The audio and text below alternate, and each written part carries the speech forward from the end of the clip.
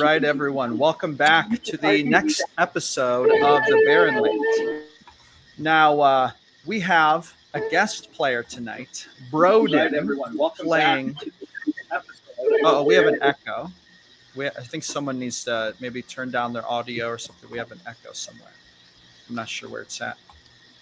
I don't see it right now, or I don't hear it right now, but we may have an echo problem. That's okay. We're getting more players in here, so this is to be expected. All right, now, welcome back to episode 10. Tonight's episode is titled "At Death's Door," and it seems as though the party, even though they fought off Vyra and her minions 2 sessions ago, it seems as though the actual combats, the actual conflict may not be over. We lost Hector. I think we had a little technical glitch. That's all right. We'll just go through the basic things. We want to give a huge shout out to our partner level Ko-Fi supporters, David and Solstice. Thank you so much for supporting the channel and everything that you do. Bring Waz back in here. All right. I also want to let the players know, if you will unmute your tracks app at the top left-hand side of the screen, you'll be able to hear the music I've queued up for the session tonight. Can everyone hear me okay? Mm-hmm. All right. Yep. Where we left off last time, the group was trying to finish a long rest. Another thing I'll ask, actually, as we move forward, since we do have 6 people, I would ask the people maybe mute their mics if they are not like speaking or in like a dialogue in between the times, just because we do have a growing number of people. I do hear a little hiss in the audio right now. It might be good for everyone to just kind of mute their mics on the in-betweens. Can you hear me? I can hear you. We lost Broden. That's okay. Having a few technical glitches. This All is right, bound to happen. that's strange because you shouldn't be able to hear me. All right. Oh, well, you can click the little mute button on StreamYard. There's a little mute screen audio or a little mute mic button on your little on the little talking head of you in StreamYard. This should be very, very easy to mute. Just on the StreamYard side. That means it's using my camera mic, not my actual mic. So let me fix that. Probably right. why you heard it. That's probably why you were hearing. Yeah. Okay, I get it. Okay, gotcha. Yeah, let me fix that really quick. Okay, all right, very good. I'm going to message J-Dog. You are free to jump back in. It's okay. A few minor technical hiccups. These get easier to deal with as we go, as I learn more about. There we go. All right. All right, there we go. I think I switched it over to the correct mic now. All right. So, everyone, when you're not in gameplay, if you would just mute your mic, that would be super useful. And of course, if you're going to be talking and interacting, obviously unmute. Obviously, actually, I think Broden, that your mic is actually hissing a tiny bit. There we go. Yeah, that's much better. And then just unmute it when you're gonna, chime in. All right, excellent. We have a Cure William. Okay, excellent. Yeah. All right. Where we left off last session, Valenthi and Kerrigan had taken off to intercept an incoming enemy, some kind of mysterious figure moving toward them. And they basically left to try to slow it down so that the party could get its long rest. Now, Hector, Sol, Faline, Luna, and Lotto, basically, and Luminode now were behind, trying to get their long rest. Tika popped up at the very end of the last session, talking to Faline, saying in Elven, "You should lead him this way. I'll help you." And that's kind of where I believe that was actually where that scene left off in the last session. In this session, we're actually going to start with Broden. All right, Broden. And Broden is your character's name, actually, right? Yes.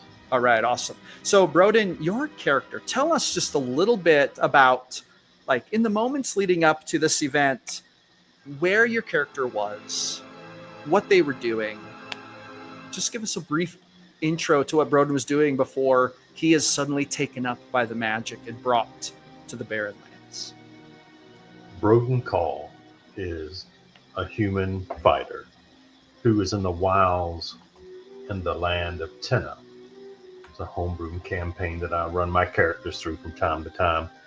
And he, at one time, wanted to join the Holy Order of the Paladins, but alas, as a scribe, as trade, his intelligence was much higher than his wisdom, so he chose to follow the Eldritch Knight path to rid the world of evil wrongdoers of magic and those that would pervert the natural world.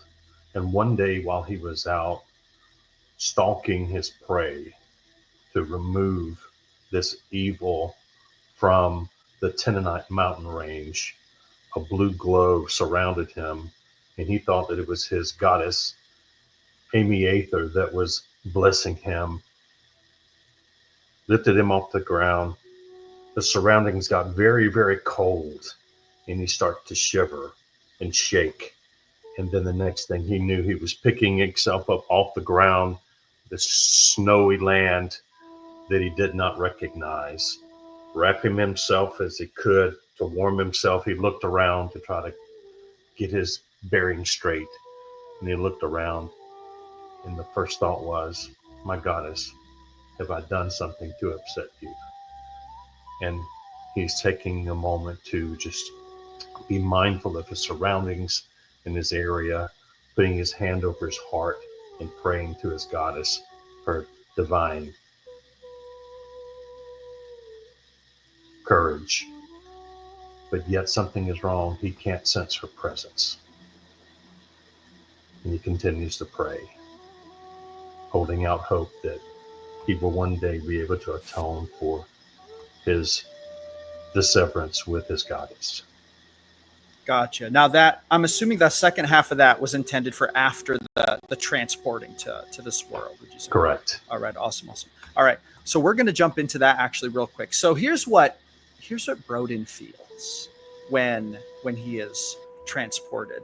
There's an element of this that darkness just quickly envelops him. If Broden had ever teleported, it would be kind of similar to that. If he had ever plane shifted before, it would be kind of similar. But there's something different about this. And as he is taken up, he hears these strange whispers and he sees these flashing lights, but at the same time, it's all dark. It's almost like he's not conscious, but he is in a dreamlike state. You should roll me some percentiles.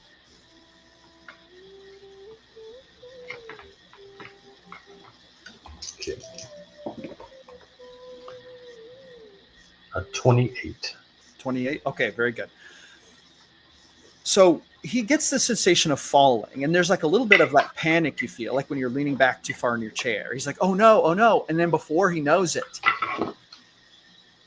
wham, he appears. And just like you said, it is cold. And then we move on to the rest of the things that you said, him feeling standing there. Now,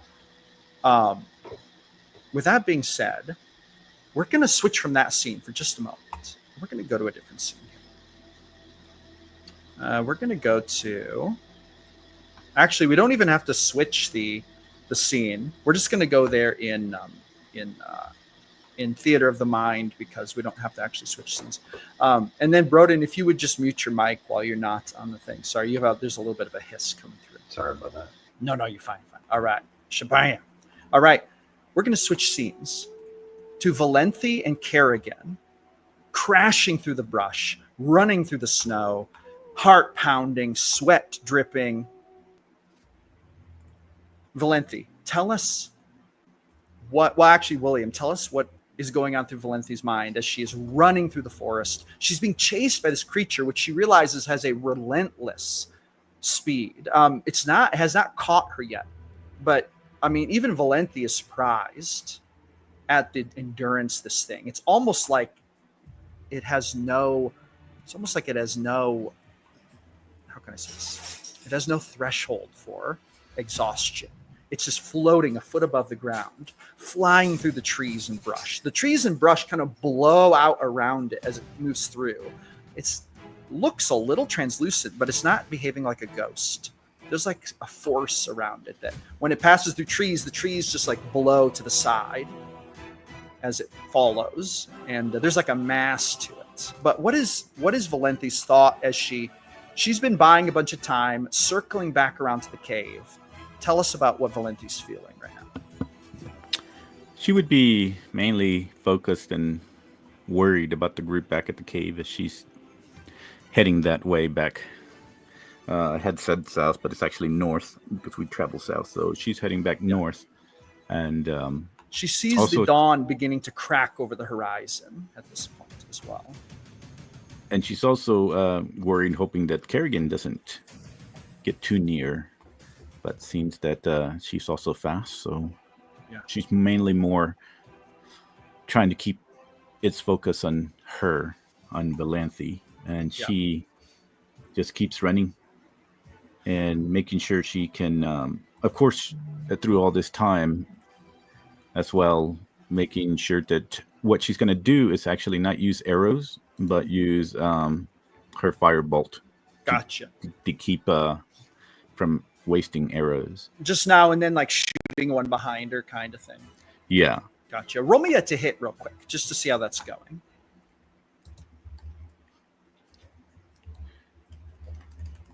That would have been an 18. Oh, I rolled on D&D Beyond. That's okay. Whoops. Yeah, but that was an 18. So at one point you fire a firebolt behind you and you see it hit this thing and you kind of hear it like moan, and it, there's a little bit of a stutter in its movement, but then you see it like fly forward even faster as if to make up for lost momentum. You definitely get the sense that this thing is fixated on you and that it's not a mindless specter. It seems to have a sort of determination about it. And every once in a while, you'll hear the screech, and a hawk will fly down from the sky and try to attack its eyes, and it'll swing its weapon. But you'll realize that the hawk is very depthly, seemingly skilled at avoiding such blows. Flyby attack. It cannot be hit by attacks of opportunity from the air. And then every once in a while, you'll also see Kerrigan do some kind of weird thing. Like at one point, she ran up on a hill kind of alongside and threw a big rock down. At one point, she actually tipped a dead tree over in front of it. But you realize that it actually just levitated over the tree. Valenthi realizes Kerrigan is just running all over the place. She's probably doing actually like 1.5 again as much times running as Valenthi is. And seems to be keeping up a good pace. But this thing also does not seem to be fixated on Kerrigan. In fact, even when it has a chance to divert its attention, it stays fixated on Valenthi. It seems very focused in that. Wish that's okay for Valenthi. That's what she wanted. She would use the ring to do a speak with animals. Okay. And try to tell the hawk whenever it can get near, she'll try to convey to possibly, if it's able to tell Kerrigan or at least it to fly toward the cave to see if the rest of the group is there, and if they are, to give them a warning. The hawk is going to squawk a few times, which Valenthi kind of seems to understand as, yes, the cave. Squawk at them. Sound warning. Basically, that's kind of like, it sounds like a hawk squeaking, but like Valenthi understands the concepts that it's conveying. Basically, it's asking you, do you want it to give them warning? Basically. Yes. She'll say, yes, give them warning. Tell them we are nearing, if they are there. If not, well then, we'll try to lose this creature in that location. Off to the kind of to the side, you hear Kerrigan from the trees amidst a few like dunk, dunk, dunk, dunk, dunk, like her feet running, and you hear her say, "Go, do it." She's saying in well, actually, Valenthi wouldn't understand her because she's speaking Orc, but she says something like, and then the hawk, you see it fly up over Valenthi, and for a minute it kind of soars alongside Valenthi while she's running. Valenthi's crashing through brush, jumping over rocks, I'm assuming, all these things. And the hawk just kind of flies alongside and then looks down at Valenthi. Roll me an insight check.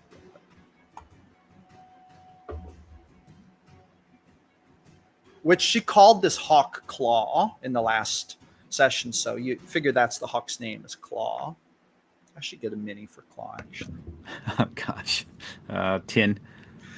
Well, it's okay. As you see this hawk look down at you get the sense that the hawk looks at you, and perhaps it is oh wait.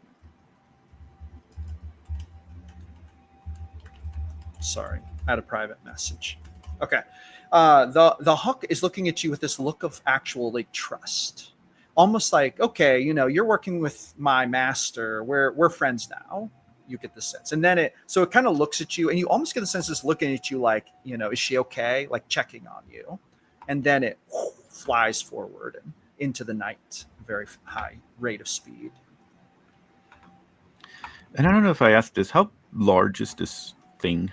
So this thing is actually medium sized. It's big, medium sized, like 6.5 feet tall, but and then it's floating 1/2 foot off the ground. So it kind of gives the appearance of being like 7 foot tall, but it is not a large sized creature. Okay. It is a medium sized creature.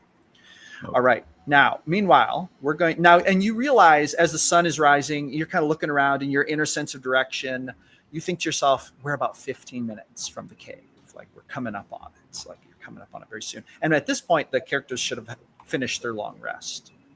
Now, meanwhile, we're going to switch back to the scene at the cave.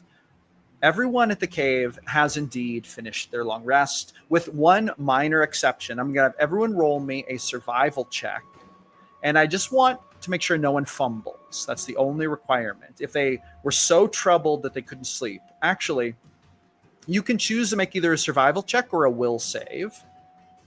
Because you were... You mean a wisdom save? Yeah, wisdom save. Either one. A survival check or a wisdom save. And as long as you don't fumble, that's good. If you roll really good, tell me. If you roll like better than good. Like if you get like a 22. Oh, a 22. Was that on the survival or the wisdom? Survival. Okay. 16 wisdom save. Okay. Hector, was that a real 18, or do you get extra bonuses to that? That's 18 in total. Okay. Very good. Will save. Wisdom save.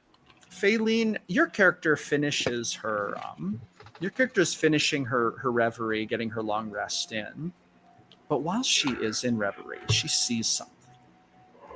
And I want you to actually, no, you don't have to do that. We're going to switch to something else. As she's in reverie, she falls into this kind of like trance. And then she sees something. Is this where she is? Is this where she's meditating at the cave entrance? No, she was meditating like back here. Okay. So while she's meditating, she's aware of Tika playing in the water and like kicking water around and just kind of laughing a little bit. And then every once in a while she'll say something weird like, "Oh, look, the water's shiny." In Elven. And she just and then she'll stand in the waterfall and she'll go, "Oh, it's all over me." She just kind of says these things that you have a feeling like you're not really sure why she's saying them. They don't really have any effect on anything. And it's a little bit strange. She's actually a very quirky seeming character, but she is Fae also. So, there's an element of like, well, maybe there's something deeper, or maybe she's just being nonsensical. But suddenly you have this strange vision. You look into the water and you see that in the water, you almost see like a landscape, and you see all of these trees, like you see an Arctic region with a bunch of trees, like the forest you've been traveling through. But you see that the trees have all been hewn down at the trunk, and they're on fire and they're burning. And you see this mass of what look like soldiers forming a line and marching through it. And as they march through it, they're lighting the new treetops on fire. So it's almost like the trees have been cut down, and then as they move through, they're lighting them on fire, pulling them into like piles, basically burning them. But then you hear this mighty roar, and you hear something behind the soldiers. And when they hear it, their pace quickens. And the roar that you hear is very primal and very, very loud, extremely loud. And it actually reverberates in your ears. And you see this glimpse of something, this glimpse of like something towering in the horizon, a flash of white scales and bright orange eyes, something towering over the horizon, just this massive creature. And you see wings. And then the roar is so loud in your mind that it wakes you up from your reverie. But and you realize, oh wow, like I was meditating, but then I must have fallen into some kind of like, you were deeper in the dream than usual. But when you awaken, you get the sense of fear running through your body. And then you just see the puddle or the little pond, and then Tika's just in it. But then Tika kind of stops and looks up at you, and then she goes like this. She puts a little hand up to her mouth and goes, shh. And then she like points at her head, and then she continues to dance around in it. And then she says something in Elven that's like, bad things. Don't think about them. They might come get you. Anyway, as she's playing hopscotch in the water. The soldiers in the vision, do they look, can I tell their species? They actually looked human. And they were wearing black uniforms, but they had a very distinctive red sash over their shoulders. Red sash. And there were very distinctive uniforms, like high-collared leather armor with buttons on the front. It was a very distinctive. You would definitely recognize again. It wasn't just like standard issue leather armor. It was uniquely designed, but it was also from a distance, so that's as much detail as you could make out. Gotcha. I think Faylene hears this, sees this, thinks of this, and just shivers because she's heard things about soldiers and armies and the destruction of terrain by conquerors, and it frightens her. What little she's heard about the civilized world is not a flattering picture at all, and it feels all too familiar, like something that she's only heard of in stories coming to life in her mind for a moment. And then she says and sees and looks at Tika and says, "Is Elvish? So you can come up here after all. How funny." She kind of just puts a hand over her mouth and laughs a little bit, and then she just splashes at you, but the water only makes it halfway. And then she's like, "You should get in. The water's hot." It does look hot. It does look very nice. Now, at this point, there's a little something is happening. So Hector, your character, your instruments begin to click and rattle and just go off the chart again. You ready, Lotto? I think it's happening this time. Lotto's like, grab "What? these poles. Another convergence?" I think so. Here, quick, grab these poles. Lotto's going to grab them in a minute. He's going to grab the handful of poles. He's like, "Where?" He's like looking around. Hector will use his instruments to see which direction the. If he uses his instruments, he seems kind of south, right outside the cave entrance. Yeah. Quick, outside, mate, outside. I'll get there as quick as I can. So you take this third one. You take this third pole, Sol, and get outside with Lotto. So you see there that should be a ring of light or something out there. Hector tosses you what looks like a 3-foot pole made of some kind of like strange iridescent material, like almost like crystalline, but it's very flexible. Looks magical to you. All right, I will take it out. So Hector runs over here and starts. Now, when you come outside, you all see it. Up in the sky, there's this bright circular light. In fact, we need to change the music for this. Oops. Yeah, it's going to go to this. Nope, that's the wrong music. Hold on. We have to have the right thing. Here we go. This is the music. Nope, wrong music. Hold on. That's the wrong music. I got to get the right one. There it is. You guys see this bright, shimmering light coming down from the sky. And this is like Hector, you've seen a couple of these things happen, right? But this is on another level. This is huge. And it takes up this area.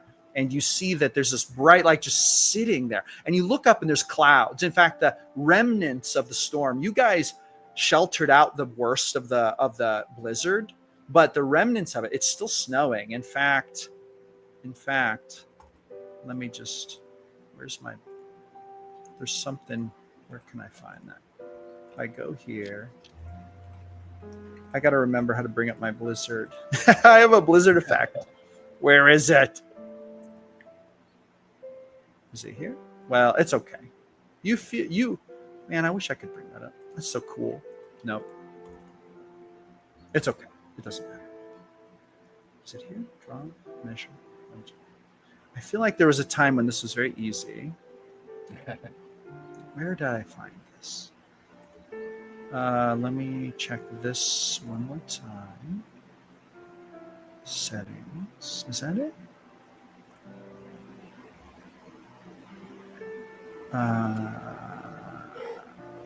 I can't find it. That's okay. I have this problem every time I try to make a blizzard happen. Anyway, the snow is falling, and there's this solid, almost like it's translucent, but there's this wall of light coming down. And it's interesting because it's coming right through the clouds. The clouds are still there, but this light is shining through. And you see these ripples. And in this one, there's these arcs of electricity, these blue and purple arcs. And it just looks like something on a whole level, like Hector has never seen. So Lotto places his poles at the four corners of the light, which it's very obvious the area where this is happening. And you see them set up, and they all start to vibrate. And when all four of them get set up, they start to glow. Now Hector's looking at his meter, and it's reading 3.0, but you see it's starting to like overload. The whole controller starts to glow. What is Hector going to do?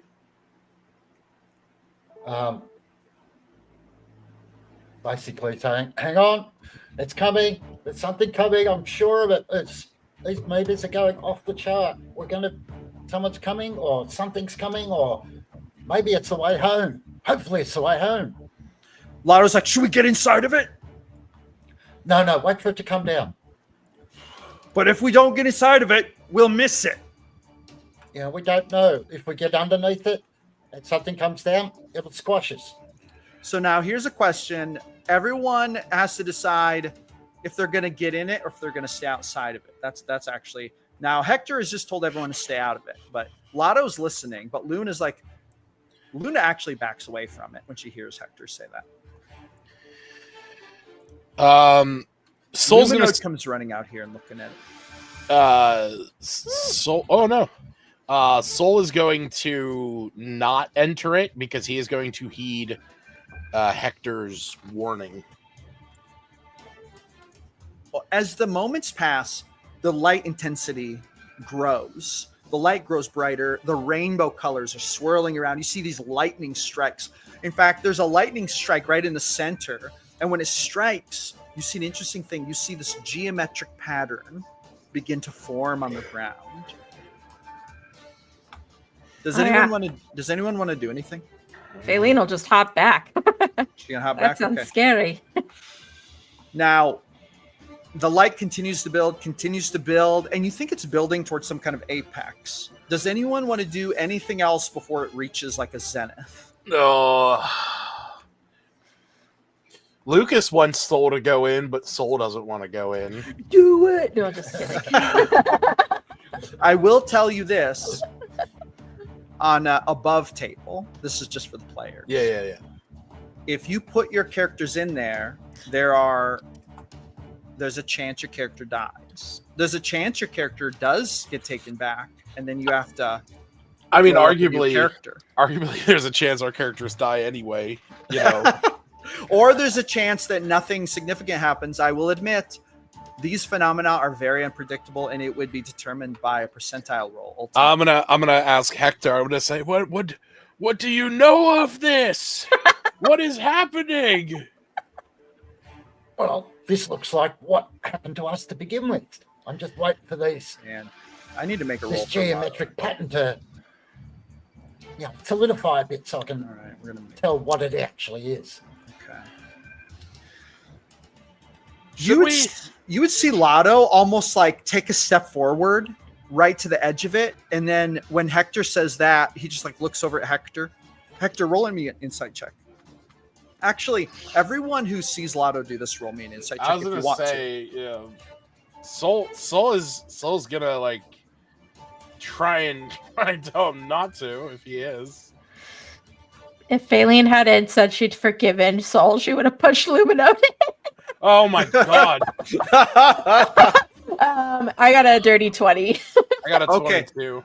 You guys see Lotto look 15. over at Hector. Yeah, you all see this. You see Lotto look over at Hector, and there's this fight in his eyes. He's like, "I want to go home so badly." But then but then when Hector says this, he freezes. You see this building trust for Hector's. Don't you go in there.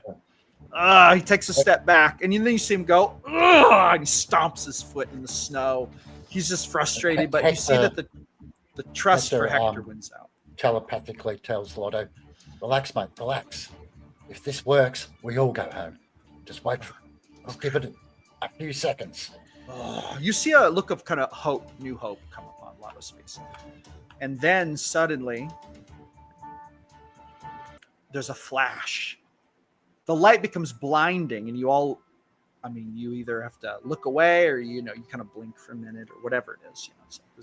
And then suddenly, when it's gone, there's the geometric pattern on the ground, which I don't have something to mark the ground with right now, but it's very similar to the one that was left at your site that you arrived on. But then you see a figure, naked, standing in the snow. Brodel, Dan. or I'm sorry, It's gone the other way. Broden, when your character appears, you look around you and you see these people looking at you. Now, at this point, everyone should describe what their characters look like. Let's start with Broden.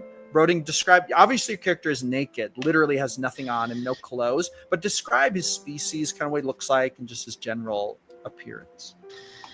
Broden is human. He's about a little over 6 feet tall, extremely fit, very strong, bald head, full beard.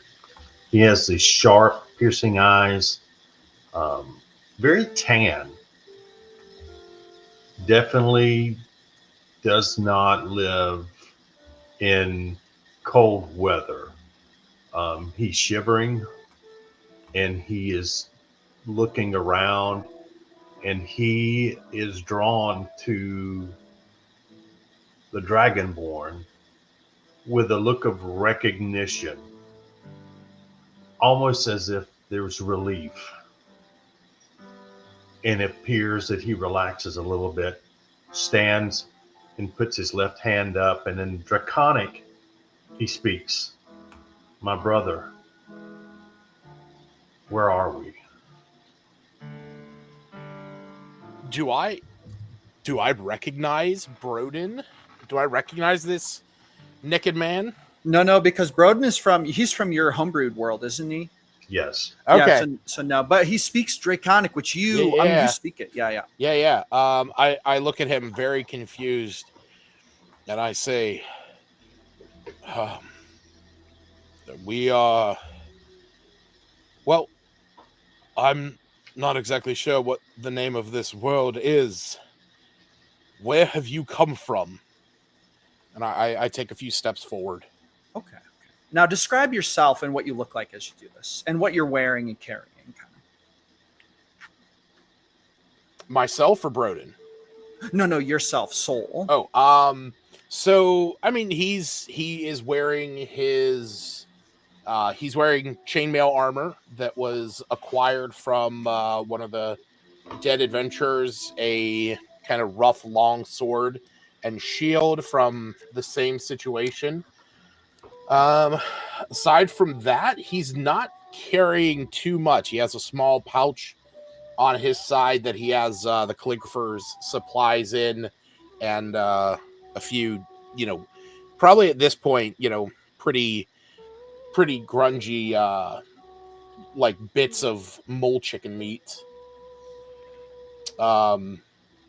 But aside from that, there's, golden dragonborn scales, and he's about just a little over 6 foot. And I will have my sword, like, not drawn, but I will have my hand there, but I have my other hand, like, reaching out. Gotcha. Now, Broden would also see this big dude over here on the. I'll point at it on the the owlbear. His name is Lotto. Well, you don't know his name yet, but he's a huge dude wearing what looks like a big poncho, and he looks massive, like basically like a sumo wrestler, and he's looking at you with a shocked look on his face, but he doesn't say anything. And then you see this girl over here on the map, who is like kind of like holding back and looking a little bit curious and afraid. She has white hair. She's wearing cold weather clothing, very rudimentary cold weather clothing. And then she has this interesting thing. She has one blue eye and one gold eye. Her eyes are different colors. She strikes you. Has Broden spent much time around the Asmir? There are no Asmir on the world I'm from. Then she would look to him like a human with the utmost perfect, like facial symmetry, basically. And then, now continue Hector and you see this little guy right here. There's a little robot looking at you. He's got one eye that floats in a glass case. Let me show you a little up close. Picture of him so you can get like a really good look at him. He looks like this. If you look on Owlbear Rodeo. Oh, yes. He looks like Luminode. Luminode, but he's looking at you through this eye, this emotionless, unblinking eye, and he's just standing, kind of hiding behind a rock over there. Now, Faylene and Hector, you should also describe what you look like. Go for it, Hector. Hector is 6'4". He's about 220 pounds or 100 kilos in real measurements. He's about 30 years old. He's human, but his skin is very pale, and he has what first appears on the skin to be dark black tattoos. And as he steps forward, and he's wearing a blue or a dark blue wizard's robe, and as he walks forward, his left leg breaks the robe, and you can see that his lower left leg is a skeleton's leg from the knee down. He's carrying a couple of instruments in his hands, which he puts into his pockets. When he says instruments, he means like scientific-looking instruments, not musical instruments. Yeah.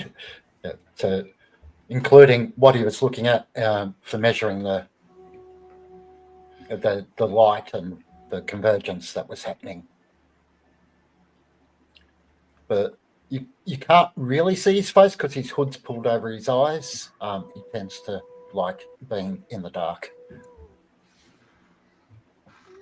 And then Faylene. Faylene is a shorter-ended elf. She's wearing currently a very hand-stitched, cobbled-together gray cold weather suit, some thick loot wire strings braided together to create sort of a makeshift belt. Her white braid is looking very tousled and wind-tossed. Probably some wind burned on the tip of her nose. She's got pale skin, a smattering of freckles going across the bridge of her nose as well. And her golden eyes right now are probably in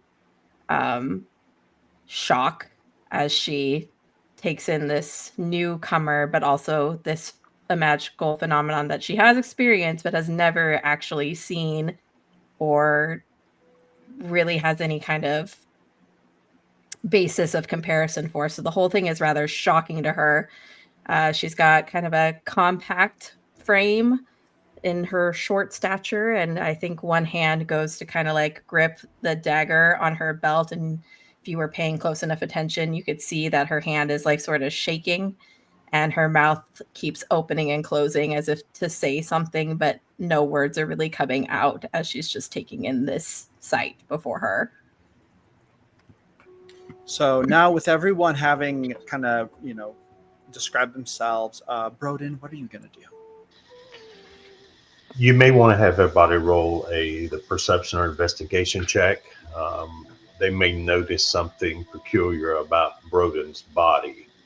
Okay. Everyone roll either perception or investigation, whichever is better for your character.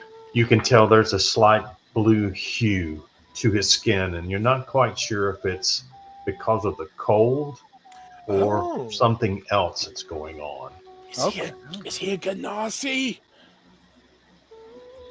I don't know what to see. That one roll, I think it was Hector. It didn't look super great. I got a 3. I would say probably a 10 or higher, because it's pretty easy. Would you say it's relatively easy to notice? Yes. Okay. Lotto rolls really good. He rolled a nat 20 to see. Luna did not. She rolled an 8. Yeah, the only real difficulty is going to be the color differentiation between the color of the tattoos and the blue of the skin because of the cold. Lotto would take like a step forward and say, "Friend, you are like us. You've come on this light, but there's a glow to you. What is different about you? Have you come to save us? Have you come to retrieve us? Take us home?" My lady, Amy Aether, has sent me for some reason. I don't know if it's a punishment or a boon. You can see these arcanic symbols that are etched on his skin, which are very out of place for, a bulky melee type person. And he is enraptured with soul, and he looks to the paladin, and in Draconic he says, "The All-Father greets you. As brothers of the Sorgitsi Empire, we will endure this, and we will survive." Lotto looks at Soul expectantly. Has he come to save us? He's like, asking for clarification. Faylene will also call it. She's like, what does he want? What is he saying? I'll look at him and say, I'm sorry, I do not follow. As a Draconis, you don't follow the All-Father? You're not part of the Sorgitsi Empire? Now, at this point, I have to ask above table. I'm assuming, Broden, that's a part of your homebrew world that these characters would probably not be privy to. Is that correct? Or is exactly. Gotcha. Okay, so all this is just, to you guys, just like gibberish. This is like a cultural difference. It is gibberish. Okay. Continue. Yes. I'm sure the Draconic language dialect is probably subtly different and sounds like. Oh, I'm sure it is. Yeah, it probably sounds like a strong accent of some kind. Exactly. I'll look at him and kind of look around at everyone else, and I'll say in Draconic, "I'm sorry, my friend. I do not, much like the rest of us, I do not hail from the world that you came from. We all find ourselves in a situation where we have been brought to this world, not of our own volition, but of some higher power.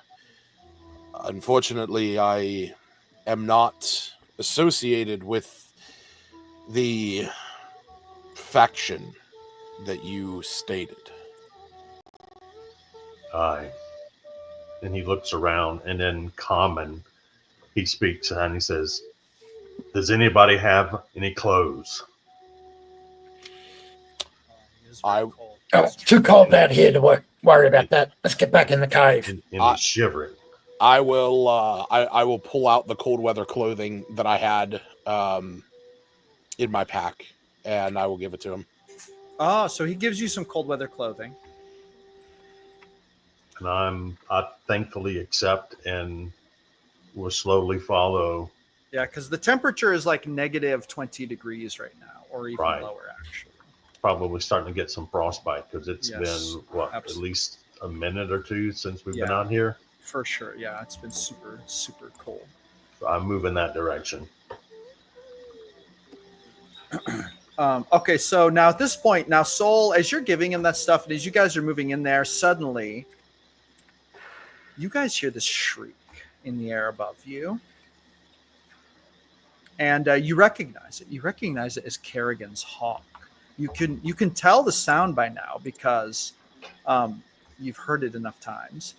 And the hawk flies overhead. It flies low, and it like dives over Lotto and Soul and then toward the cave entrance. And then it kind of lands at the base of the cave entrance. And then Faylene, it looks right up at you, and it just like, it does this like hawk shriek that you've heard several times since you guys have encountered Kerrigan. And it's got its like arms out, and it's just like acting like something's up. Can I hold up an arm for it and kind of like indicate for it to come up? Yeah, and when you do that, it like looks at you and it like stretches its neck out and it gives you another squawk, and then it turns around and flies up into the air again. And then it starts circling the cave entrance, and he continues to shriek. Yeah, I'll do a little animal handling on there to see if I can read its body language. Go for it. Animal language. So, Broden, you just see this hawk fly up and start shrieking, and Faylene starts to talk to it, but you don't know what's going on right now. That's a dirty 20. A dirty 20.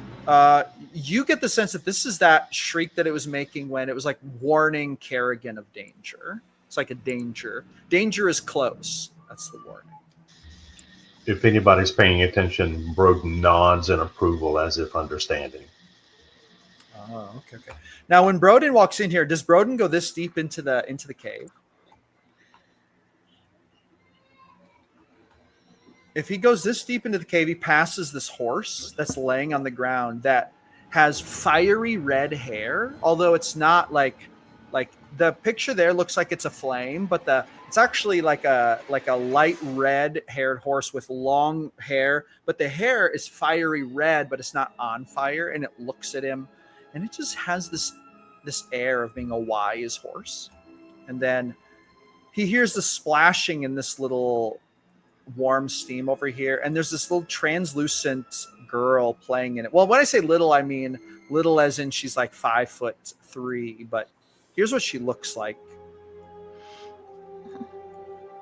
She's translucent. You can literally see through her, and she has fae-like features. And then she's like, ooh, another one. She's like, watch out, trouble's coming. She says in Elven. Does Broden speak Elven at all? No, and he looks over at her and in common says, there are quints here? Hector immediately Go ahead. telepathically says to Broden, do not talk to the Fae. The Fae. She looks like a quince from my world. Faylene will look. She looks at Broden and narrows her eyes and kind of like looks at you. And then she says in Elven again, which actually she's going to say in Sylvan. If anyone speaks Sylvan, they would understand this. And she's going to say, you don't speak the Elven tongue? But does Broden understand Sylvan? No, he speaks common and draconic. Oh, okay. Then to him, this sounds like nonsense, actually. But then she kind of narrows her eyes at him, and then he gets this strange sense that like she's judging him a little bit, but then she goes back to skipping around in the water. Broden warming his body by the fire. Now, when he walks into this cave, he not only feels the warmth of the fire, but this cave itself seems to emanate warmth. Like the stone itself seems warm, probably due to this hot spring that's bubbling up out of the earth here. Seems to be a natural hot spring, so he gets very warm very quickly. He's able to warm up. Now, at this point, the hawk is outside just shrieking. Do you guys want to do anything like, Faylene, you get the sense that there's probably trouble afoot very nearby. I'm just wondering if there's anything you guys want to do before, another like 5 minutes go by or whatever. Faylene is going to run in, and she's going to warn them, and she's going to just kind of spew, and she's like, we don't have time for introductions, but I think trouble is coming. And then she is going to actually turn to Tika and in Elvish ask, do you know what's out there? Tika's going to kind of stop splashing around, and she's going to say, something from the other side, not good. You're going to need my help, that's for sure. We should lure it deep into the cave. We should go real deep. We should go to my hideout. What do you get out of that? Why do you want to help us? Well, she's like, we could be friends. That's one thing. Secondly, I have things for you I would give you. Thirdly, you can stay and be my friend. I get lonely here by myself. And deep in the cave, she's like, we have a, it's a defensible position. They can only come in one way. Kinda. And then she puts a hand on her nose and giggles a little bit. But I could really help you, and you're going to need my help. Stuff out here is dangerous. Hector, not understanding the words. Go for it. Utters telepathically to Faylene, if it's offering you a deal, don't take it. Fae are tricksters. They'll only make a deal that suits them and improves their life. She splashes up out of the water and walks up to the fire. And then she kind of holds out her hands as if she's warming herself on it. She'll turn back to the group and she says, this creature I met earlier while you were all resting. She could have hurt me then. She didn't. It doesn't mean she's harmless, but I believe she's as old as this cave, if not older, and wants to help. While you guys discuss your strategy, I'm going to go refill my drink super quick. I'll be back in like 2 minutes. She says something is coming for us, something from the other side. And the hawk out there is Valenti's friend, and it is not happy. It is giving us warning. Is this in common? This is in common. I look around and I ask, does anybody have a weapon to spare? I seem to have lost mine.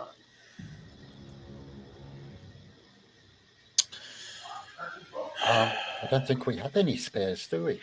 Faylene will look at you, and if she were to try to scrutinize you, well, she's always kind of scrutinizing people, to be honest, but she'll look at you and she'll be like, all right, normally I would not be okay with this, but I have no choice but to assume that you don't want to die here. So what are your skills, stranger?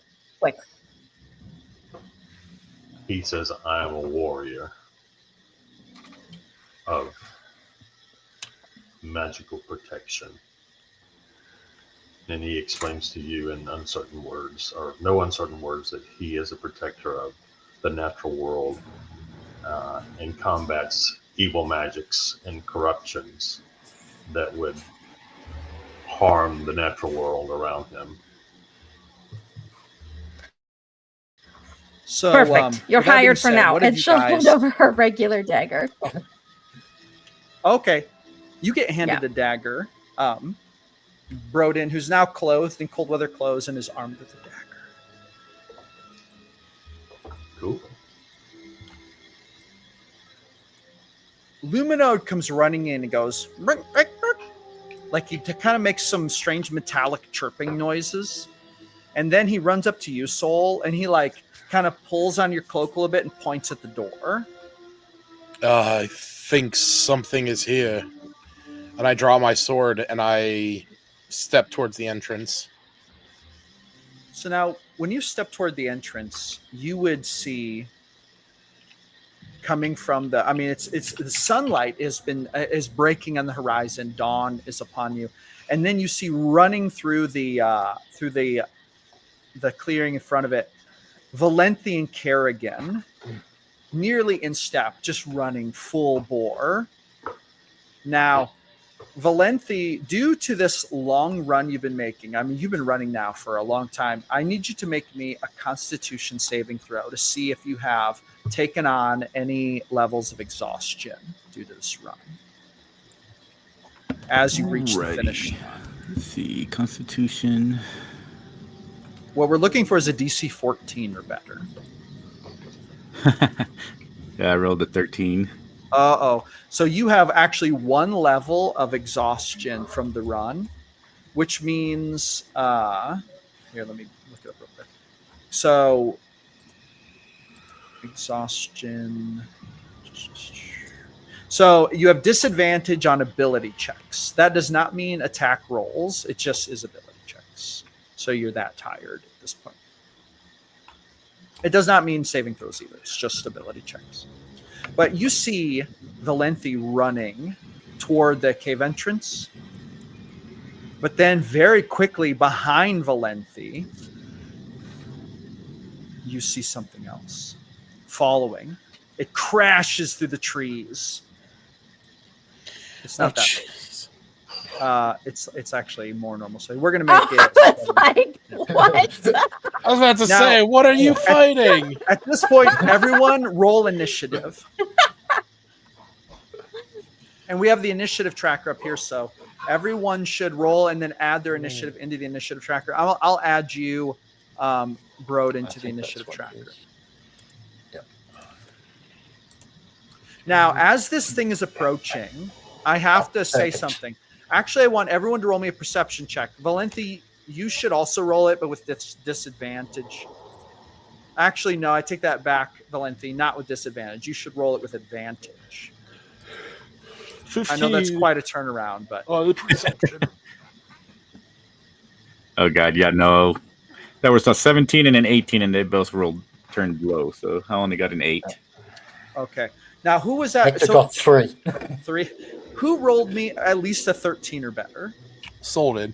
I did 19. There's when you see this creature, the minute you lay eyes on it, following them, it's floating 6 inches above the ground. It has a spectral blade at its side, and in fact, I'll show you what it looks like just as a portrait.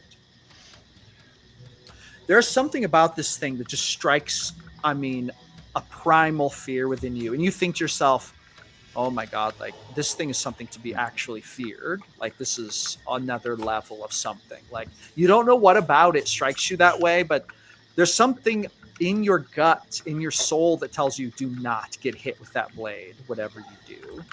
There's just something about it that strikes you as that. Just above table. Do you want to go through adding initiative for Broden? Broden's in there. Broden, yeah, what did you roll for initiative, Broden? A 20 minus 1, so it would be a 19. Oh, 19. Nice. Okay, we got 19. Everyone go ahead and roll initiative. Let's get it rolled and fleshed out.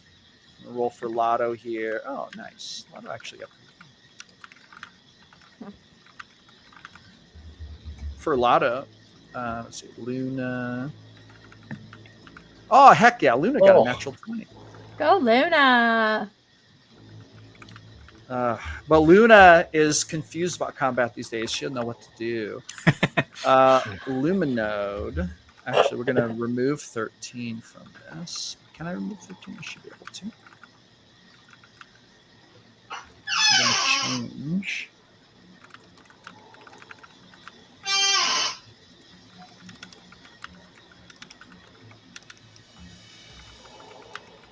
That 13 there. Interesting. Can I not get rid of that?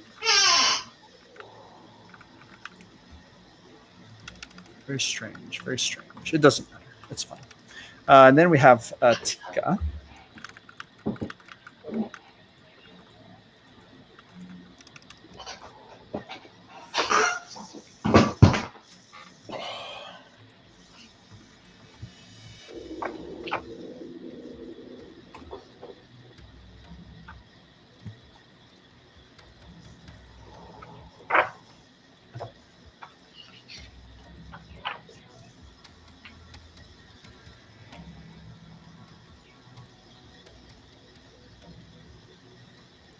What a strange thing. There's one button I need to press to get the weather working right, and I cannot figure out where it is. I can't figure out where it is. It's so crazy. I always do this. Mandatory settings. Integrations. No.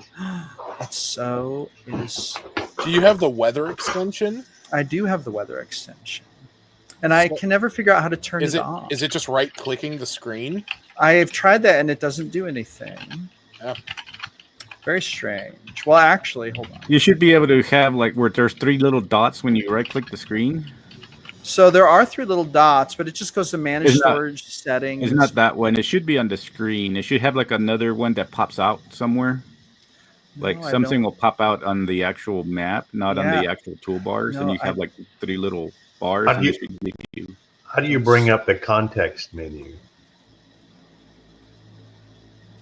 I saw that you had it up a while ago, and those are the little 3 dots that you're supposed to. Yeah, there you go, right there. Yeah, there you go. Those little 3 dots. Oh, double click this. Right. Oh, there we go. There you go. There it is. Add weather. Add weather. There we go. That's it. Yeah. Yeah, heck yeah. There we go. We got the snow going. Here we go. All right, so we've added. Now I got to add the creature. Oh no.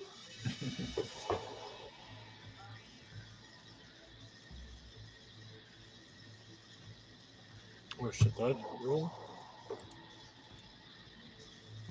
Oh, it's because this isn't registering as a character. I see. Okay. One moment. I have to change something. Oh, no, wait, I did roll. I had an 18 before, and now I have a 10. Okay. Here we go.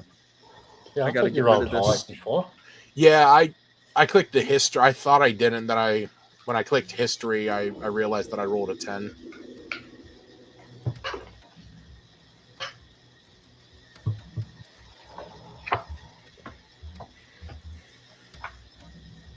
My computer's just acting a little bit slow right now because I'm currently downloading Elder Scrolls Oblivion.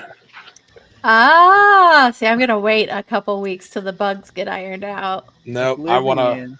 I wanna dive head in, bugs and all. I never played Oblivion. Me neither. I put like over 300 hours into Skyrim, but Oblivion was. I had a copy of it. My friend gave it to me when I got a 360, and he's like, "Oh, you'll love this game. It's so cool." And like, he's like, if you see a mountain, you can go to it. And I literally started the game up, left the sewers, and then was like, I'm gonna test out his theory. I went to a mountain and I got killed by a bear, and I'm like, well, that sucked, and I never played it again. All right, let's start this battle. Ghostly Knight actually gets initiative first. So Kerrigan, unfortunately, is the first one it reaches, and it slashes with its sword. Okay, here we go. We're going to roll on this. Actually. So it slashes, and you see it slash Kerrigan across the back. She actually falls. She goes one step forward, falls headfirst into the snow.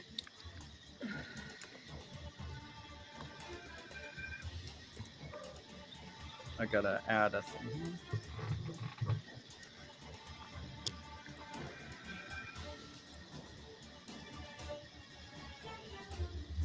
You hear her kind of cry out in pain as she falls down. Now, Broden, you see these two figures running towards you. Valentha, you should describe what your character looks like as you're running toward the cave entrance. Sweat. Probably hair all tasseled and messed up, and leaves just crumbling in it too.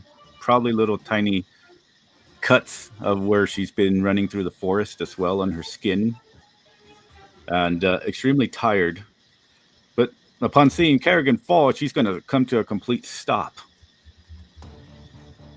So the creature slashes her, and then Kerrigan falls into the snow. And Kerrigan looks like she's dressed in furs, and she's wearing this mask that kind of looks like... Actually, I can show you what it looks like right here. She looks exactly like... Oh, it's been a while back now, actually. Looks exactly like this. Anyway, that's what she looks like. But she falls onto the ground, and you see just like the sword hit her in the back, and she shrieks out, and she like lands on her face, and then the creature kind of just like hovers there. But that's the creature's turn. It is now Luna's turn. Luna's going to hold her turn. It's going to be Broden's turn.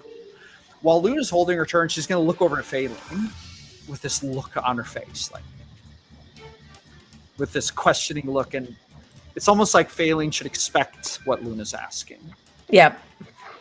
But anyway, Broden, it's your turn. All right. Phelan, Broden is going to move out. Now that's actually the cave right there. You want to stay in that light part, which is the cave. So you're in the dark part, which is like the cave. This is actually rock.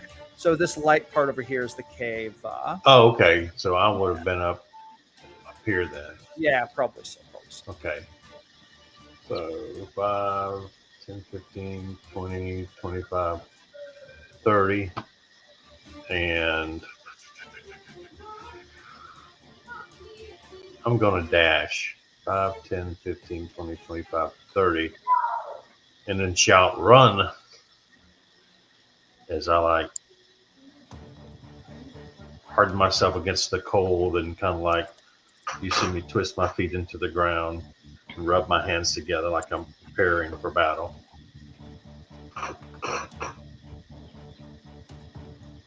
Are you going to take any other actions or bonus actions? That's all I have. All right. We will move to actually Lotto is next.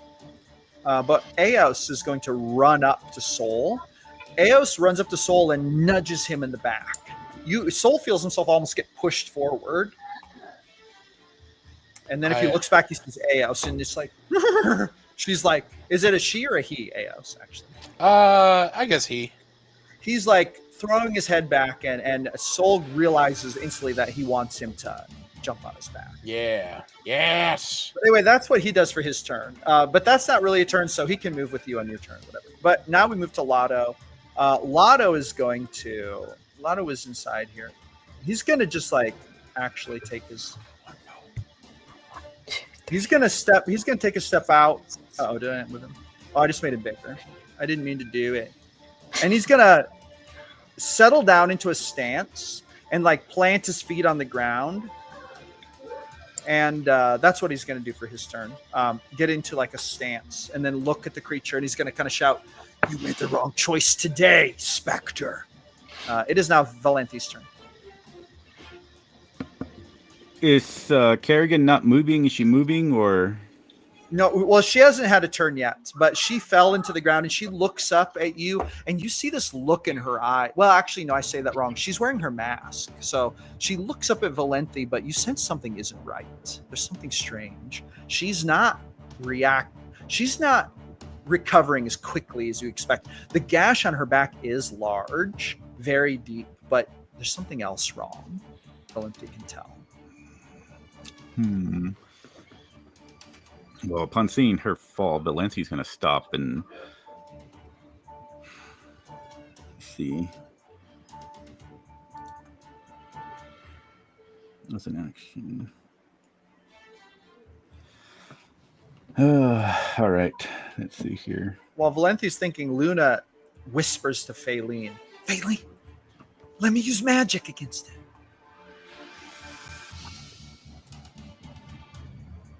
I could really help. I could actually do something.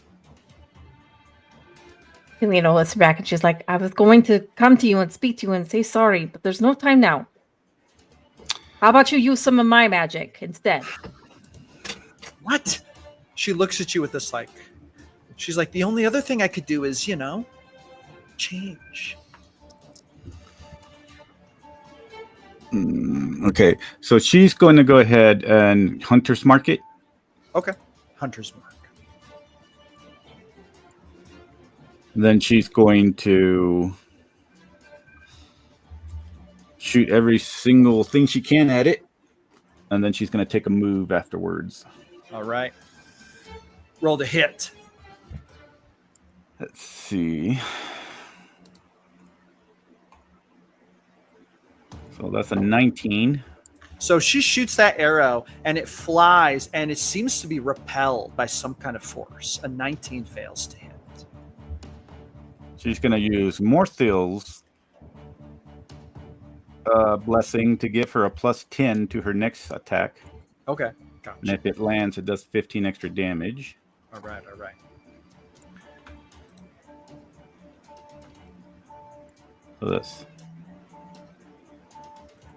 So that's 32 to hit. That will hit for sure. Actually, 27 to hit. Sorry, 27 to hit. That'll still hit. So she does 32 15. would have, but 27 not enough. No, I'm just So she'll do 15 plus 1. So that's 21 plus. She's going to do a dreadful strike. Now Hunter's Mark. This damage that Valenti's doing, this is magically infused, right? There's magic on the ceremony because of these spell abilities and such and such. Is this true? I need to know how much of this damage. Like the Hunter's Mark, I guess. Yeah, no, Hunter's Mark would be. The 15 extra is the blessing from Morthil. Yeah. Okay, so that'd be magical. Yeah. So I just need to know how much is magical and how much is mundane. I think Morthville would be the only one that's magical, the 15. And then I don't know about Hunter's Mark. I guess that's... I think Hunter's Mark is force, so that's technically magical. Yeah, you should call that magical. Okay. And then the Dreadful Strike is... I do an extra psychic damage. That's magic, yeah. Okay, it qualifies as such in this case. So the 15 is the magic. I do another... let's say 50. Okay, so did you say that the psychic would be magical as well? Yes, it would be considered magical. Okay, so 50. So it's 30 magical. Nice. 30 plus the other one that I rolled for the. So what did I roll in that one? Let me see if I can bring that back for the regular arrow. Game log. Plus, so the 6 is the regular damage from the arrow. Okay, gotcha.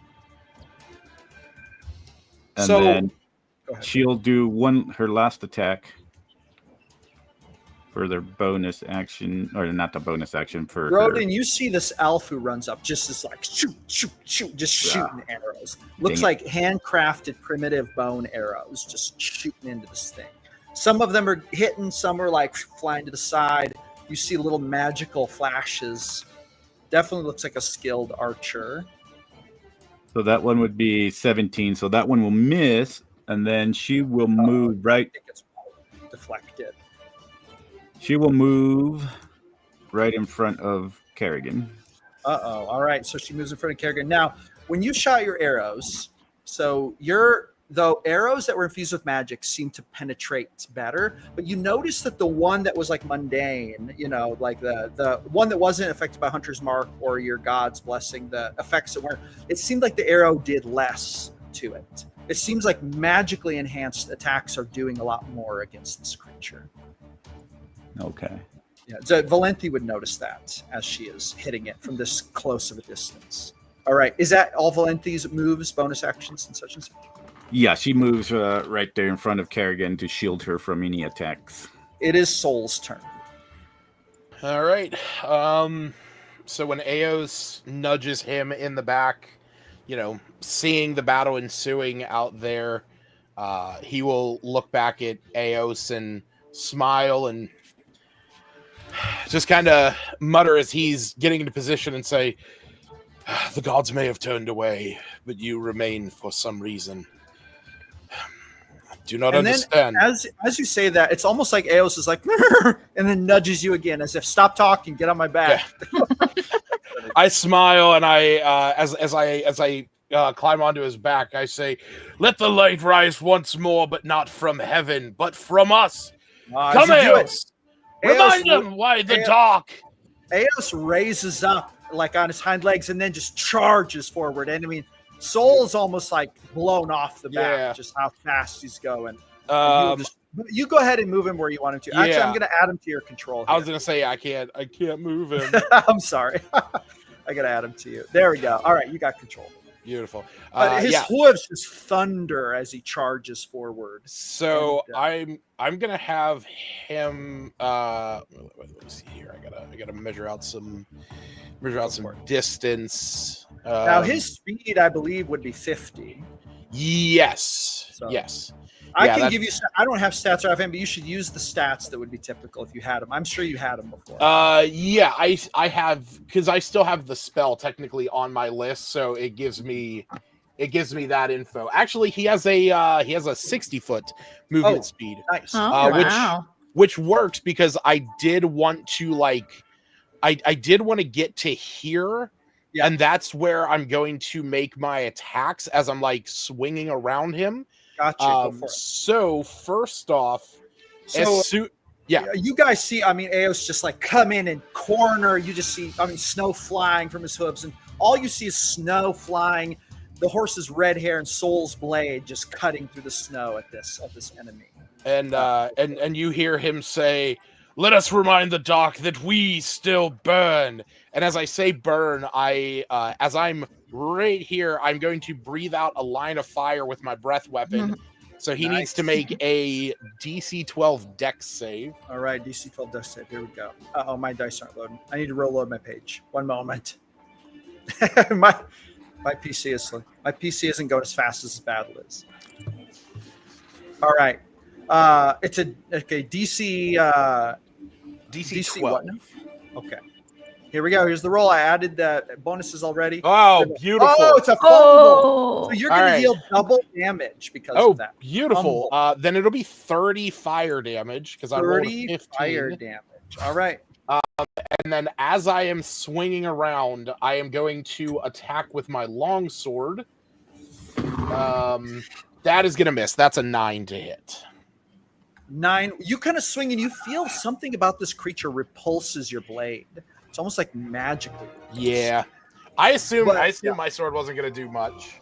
You guys saw the flame fly across the creature, and it kind of shrieks. Its robes fly in the air as it kind of turns around and like its head looks over its soul and the mount. Definitely on fire, literally on fire as you guys are fighting it. Soul, is that the end of your turn?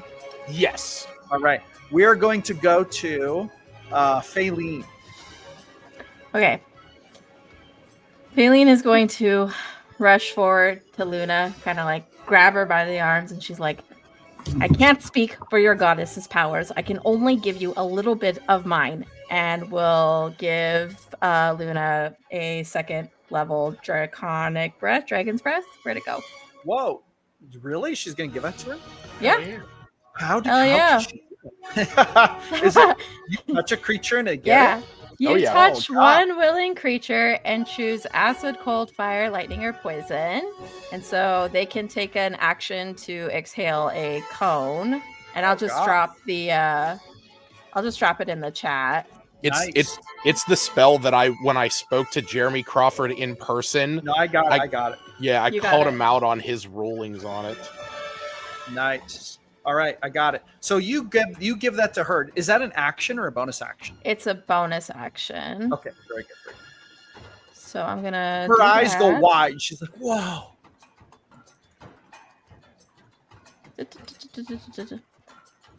Use it well, and then she'll finish her movement to come this way, and use her action to cast Firebolt. Gotcha. Nice. Roll to hit. Oh no, it's a 9. A 9. So you guys see this firebolt fly from the cave right past Lotto's head. It goes over Brodil and over Faylene or Valenti's shoulder, and then you see it reach, and then it gets deflected at the last moment. It does not make impact. The creature looks over at Faylene. Its empty black eyes seeming to look at you, growing larger as it realizes there's a spellcaster among you. You want this thing, Tika? Tika's like, you gotta bring it inside. And then she goes hopping this way. All right. And you have to promise to be my friend and stay forever. And then she like sticks that in the last moment. She's like, I mean, that's kind of a joke. A little bit. It's kind of a joke. All right, now, Faylene, is that the end of your turn? That's the end of my turn. Right, now it's Hector's turn. Hector, I need you to roll me percentiles. Percentile.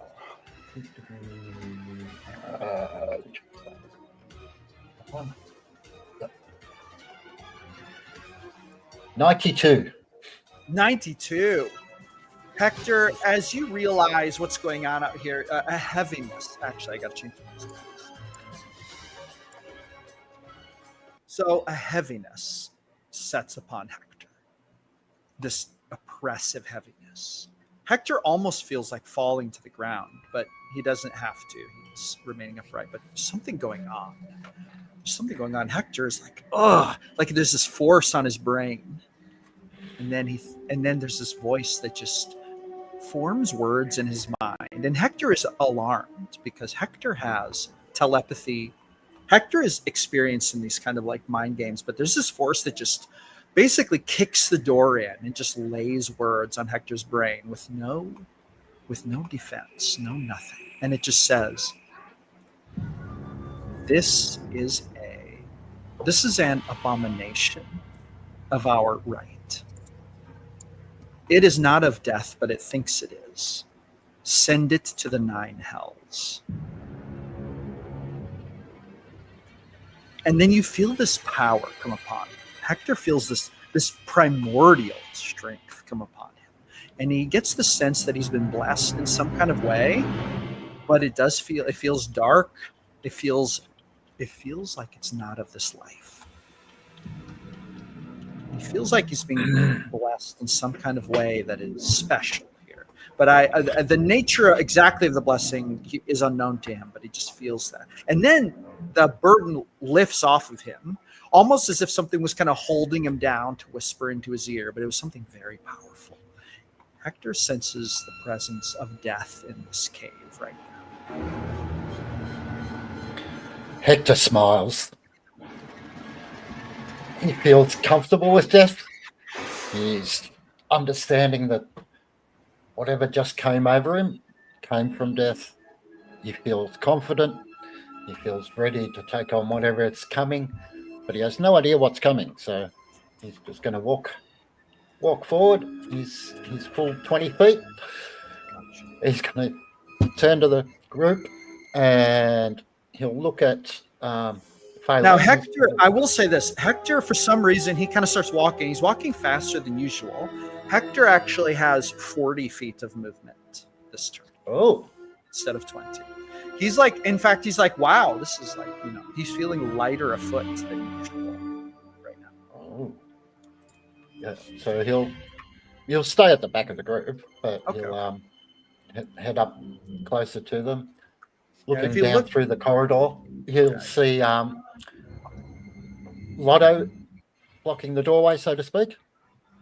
Yeah. And he'll telepathically send to Lotto, stay away. I think that thing's escaped from somewhere. Can Lotto respond with the telepathy? No. Okay. Just appears. He notices Lotto's head kind of tilts back, like he sees his ponytail kind of like shake as he tilts his head back, as if recognizing it. But yeah. And then he'll yell out to Soul if he can. Yeah. And say, "What is it? What is it we're fighting?" Now you notice that when you say this, your voice seems to boom out with a slight bit of magical energy. And this is actually very unusual. Hector, I don't know if Hector's ever experienced anything like this, where he came from, but in this world state, this is the first time he's ever experienced anything like this. You guys hear Hector's voice boom out magically, and Soul, you hear him just ringing loud and clear as he shouts this from the cave entrance. You recognize Hector's voice, but you're like, why is it magically amplified? Anyway, so he shouts that at you, Soul. Soul, you can respond if you want to. I will shout back through everything, and I will say, "It is a creature of darkness and shadow." Is it dead? No. Is it undead? I don't know.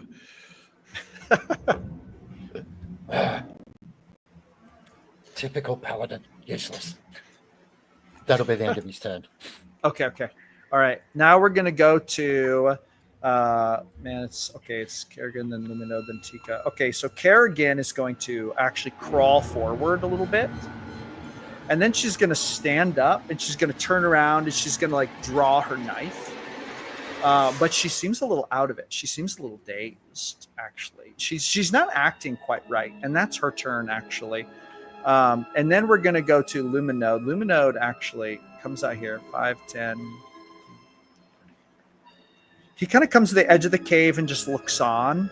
He doesn't do much. And then Tika kind of shouts, "Bring him in here. I can help you. If you just bring him in here, darn it." And then you hear a little giggling, Faylene, come from back in the cave. And then we're going to return to what language was that in? Oh, is it Elven? If you understand Elven, you would have understood what Tika said.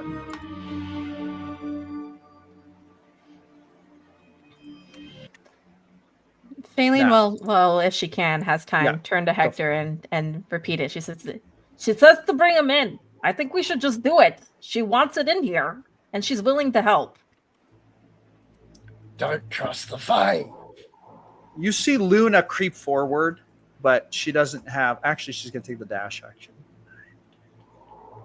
She's going to creep over to here, kind of sticking to the wall, but you see her eyes are glowing bright orange, and there's a little flame licking from her mouth, but she's sticking to the wall. She's not using her ability quite yet. Now, we return to the top of the orders, the ghostly creature. The ghostly creature turns its eyes toward... Okay, so here's the question. Whether it's Valenti or Soul is actually a really good tie. I'm going to roll percentiles. If it's over 50, it's Valenti. If it's under 50, it's Soul. Oh, it's a 50 exactly. Oh, That's funny. all right. Oh my gosh. We're gonna. He that turns means and something- chases actually, Broden. This is bad. What's This the- is something special. It's going to use a special ability. Oh no! You see it I was going to Bring say, up- while it's bring up its blade, and it's going to mutter this shriek, and it's going to twirl around in a 360-degree attack, attacking both Valenti and Soul. Now, when it does this, it's attacking. I'm going to roll on its attack. We're going to see if it has any chance of hitting. Whoop, this is the wrong thing. I got to add this up a little bit. Whoop, no, okay, here we go. Roll. Is this right? No, I got to add this. And then we got this. Yeah, okay, here we go. So a 17. Does a 17 hit Valenti or Soul? No. 17 misses Soul? Okay. Does a Yes. 17 hit Valenti? Valenti would get hit, but she's going to use shield. Okay. What does that do? It gives me a +5 to my armor, bringing me to a 21. Is that like a reaction? Oh, it's a spell. Yeah, it's a reactive spell. So So she puts up the reaction. spell, and then it's like she sees this ghostly blade coming toward her, and she puts up the spell, and then she sees this like what looks like glass shattering, and it would maybe cause her to flinch away a little bit, maybe. That's not what she does, but that would be the reaction most people would have.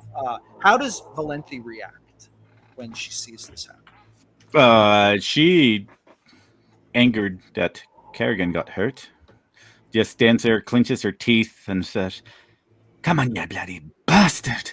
And she says, Okay, so Soul, "That's you about feel it." Because she just clenches her teeth, says, in that moment. Soul, you feel the blade kind of scrape against your armor and scales, but it does not penetrate, thank you. And the creature misses its attack. And then it shrieks again, but that's the end of its turn. And we go to actually Luna's turn. She actually comes running up to the creature, and she blows out her fire breath.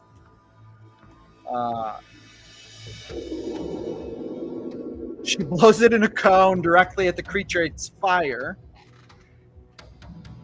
Yes, make a dex save.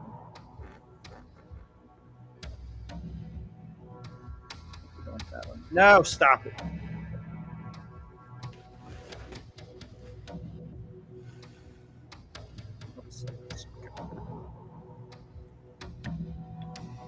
Oh, it fails it. 3d6. All right, she hits it with this fire. You see it shriek as it takes fire damage. 9 points of fire damage. It is now Broden's turn. What type of armor is this creature wearing? So it looks like some kind of leather armor with a few little metal bits, basically the equivalent of studded leather armor. Okay. But it has a ghostly hue, like it's translucent. Like you have a feeling that some of its protection is not merely armor, but seems to be magical. All right. So Broden, recognizing that it has the equivalent of a light armor, kind of pulls up, tosses the dagger from his right hand over to his left, and reaches out with his fist, and he screams in a really deep, resonating voice, "Virik Thak!" And the words echo off the sides of the cavern, and he fires 3 magic missiles at this creature. Oh, you guys see these bright light magic missiles fly from the hands of this person who just showed up. Roll damage. The missiles fly, striking without error, slamming into the creature. There's bright flashes of light as the creature shrieks in pain as it's hit with these magical attacks.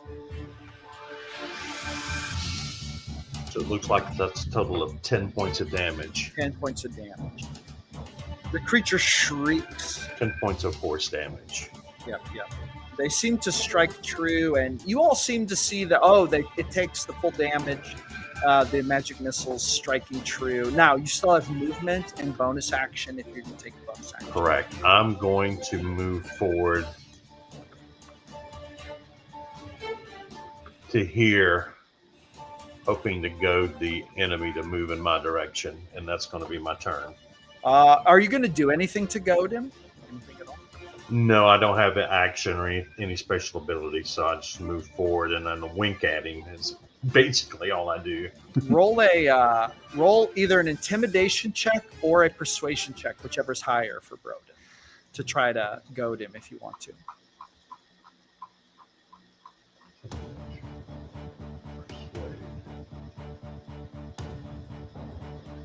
Okay, so that's going to be that. Second. Here we go. Blam. And add that. So 5. Okay. So it doesn't. It kind of looks over at you when it gets hit with the magic missiles, but it doesn't seem particularly goaded in the winking department.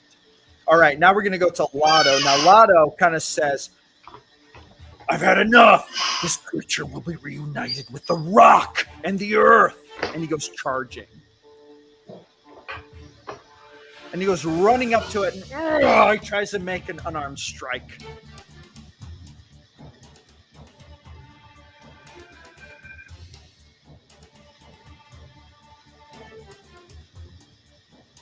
Oh, nat 20. Nice. He like slaps it, and you see like the creature like goes through the force, and he slaps the creature in the face, and its head actually whips to the side, and then he's going to try to throw it to the ground, but actually that's very unlikely to happen. But we're going to see. It rolls with no, it wouldn't be advantage. It's not impossible, but it's very unlikely. What does he get? Oh, wow. Damn. Oh, no, a 23. No, that's bad. Okay. You see him slap the creature with a, and this is an interesting thing that you notice. When he slaps it, it seems to take damage. But when he tries to throw it, unfortunately, it just continues to float in the air. It does not get thrown. But this confirms to you that Lotto's palm strikes do magical damage. And that will be the end of Lotto's turn. It is now Valenti's turn. Now, at the beginning of Valenti's turn, Valenti, roll me a religion check.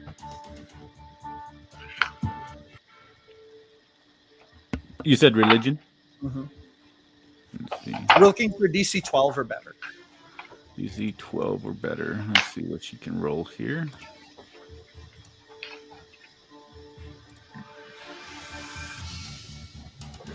It's 17. Oh, yeah. So, Valenti is looking at this creature. She's getting ready. I mean, she's right in front of it, has her bow out. And suddenly there's this whisper in her ear, and she hears the voice of the bear. This is only the beginning.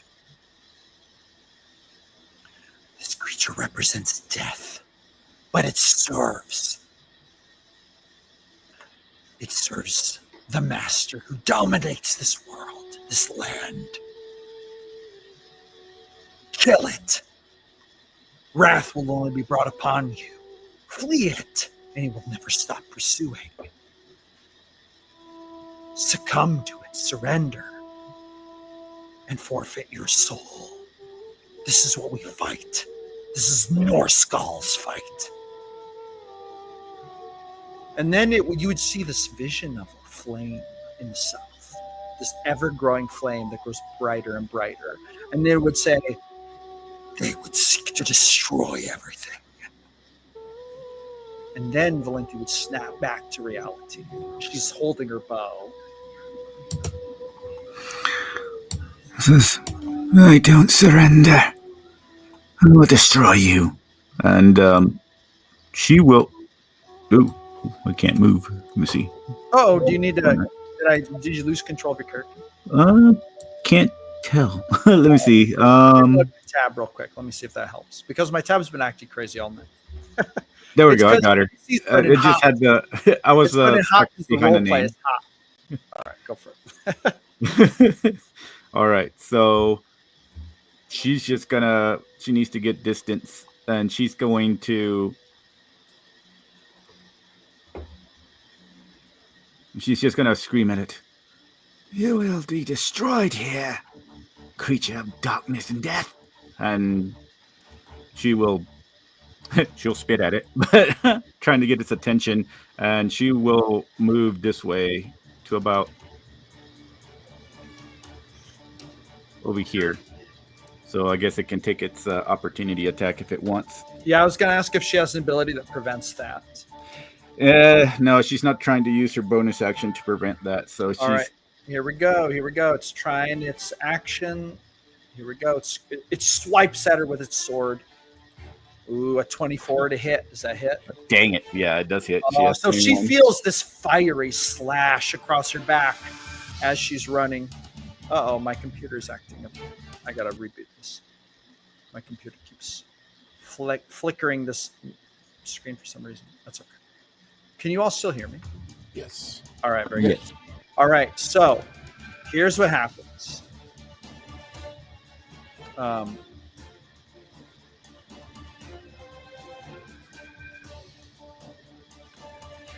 For damage, Valenti takes 15 points of damage, and for the record, it would be force damage, in case that matters. But she also needs to make a Constitution saving throw, 16. On the exhaustion, that's only for skill checks, not for saves, right? Yes. No, that does not affect your saves. Okay, and Constitution's...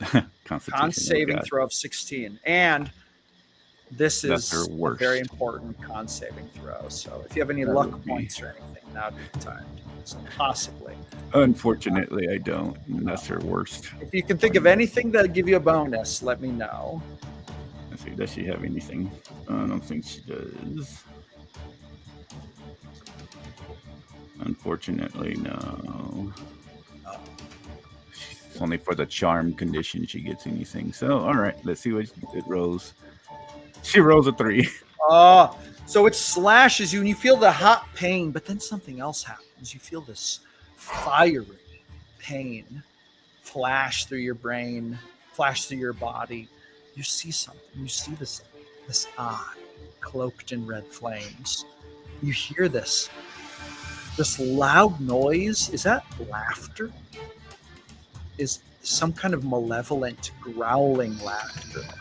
And then she needs to make another con saving throw. This one is a DC 12. I'm going to roll it on here. But she doesn't feel right. Something isn't quite right. She feels something. That's a 9. Oh, so con is the worst. This is very bad. But unfortunately, Valenti, she gets hit with this, and by the time she reaches the place she was running to, she's staggering, and the blood is dripping onto the ground. She's realized her movement has been reduced by half, and she has no bonus actions, no reactions, only actions, and she's rolling at disadvantage for everything she tries to do now. And she feels this growing darkness creeping into her back, like she can almost see this illness, this sickness, this disease creeping into her. She realizes she's been infected with something magical, something very diabolical. All right, it's Valenti's turn. What is Valenti going to do? Dang it, that's what I needed with the bonus action. Yes. All right. It's very bad situation. Well, that kind of throws that off a little bit. All right. Maybe Valenti makes eye contact with Kerrigan, and Kerrigan looks over like, she suffered the same fate. She feels the same thing. There's something malevolent about this creature. Something deeply malevolent about its attacks and its abilities. She's just gonna grin and bear it and shoot all 3 arrows again. Roll to hit. And that's what's a disadvantage, right? With what? You said disadvantage? Yes, unfortunately. But also, you should let me know if any of them hit. I need to know which ones are magical and which ones are not, because that makes a difference. Okay, so 18 on the first one. The arrow just flies to the side. It does not make it through the force the force armor. Nope, that one will miss 2. Another arrow flies to the side. And that one will miss 2. Oh no, you guys see all 3 arrows just your Valenti, who usually deals out incredible amounts of damage, her arrows are just flying to the side. And also you guys notice in her step, in her gait, like there's a droop to her, like something isn't right. There's something not quite right going on with Valenti. Valenti, is that the end of your turn, or do you have more things? She will just roar, scream in anger, rage. Yeah, she screams in anger. In anger. Roll a religion check. Okay, let's see. So that's.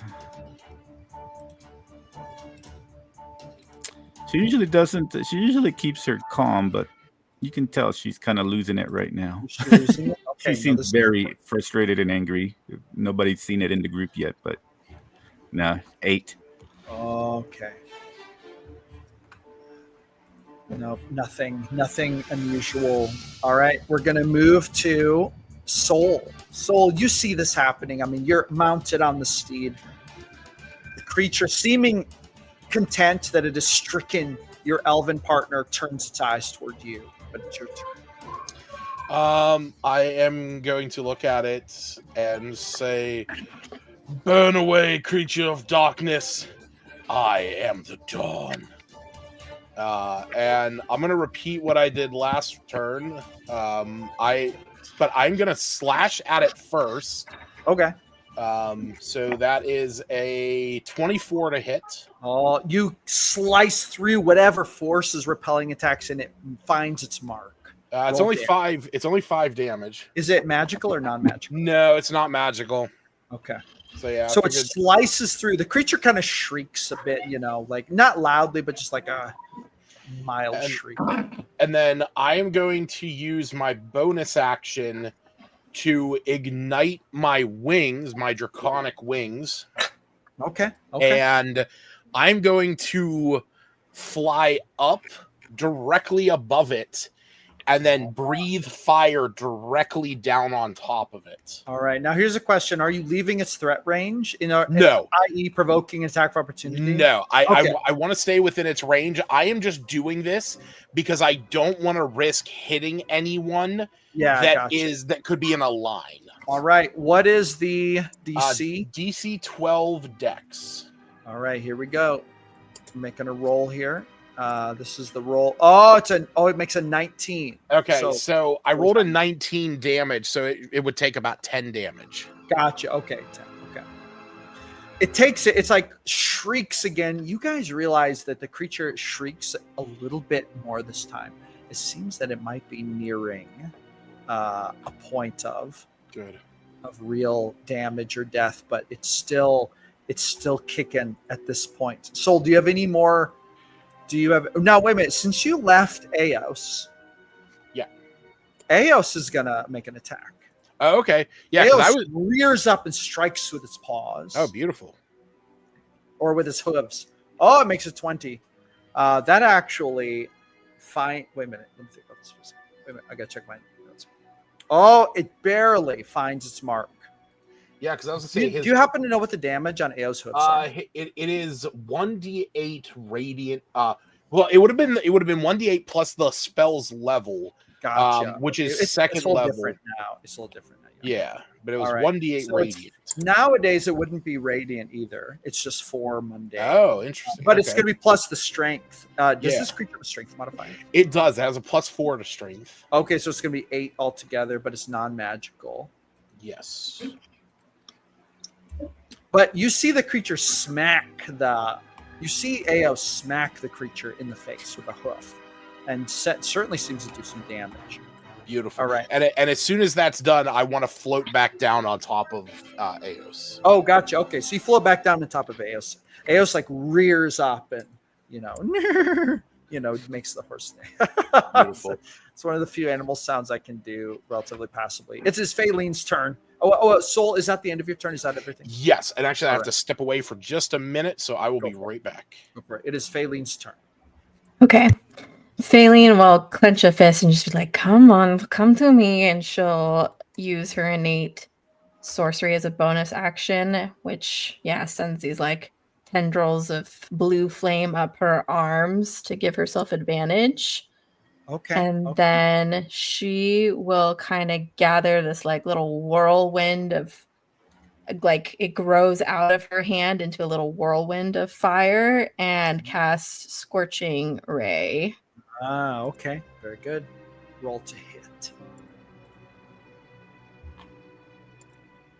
Okay, first one is a 19. Unfortunately, that is deflected. Okay, second one is a 22. That will hit. And last one is a 25. That will hit as well. Roll damage on 2 Scorching Rays. Okay.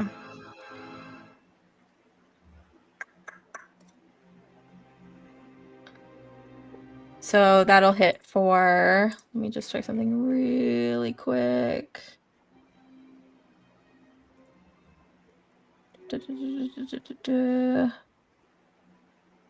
Sorry, new level. That'll hit for 13 points of fire damage. 13 fire damage. Okay. So at this point, you hit the creature. You hit it with, like, the first one misses, then the second two, bam, bam. And it's like, it shrieks. And then you see it fall to the ground, like it sinks, it stops levitating and it falls to the ground.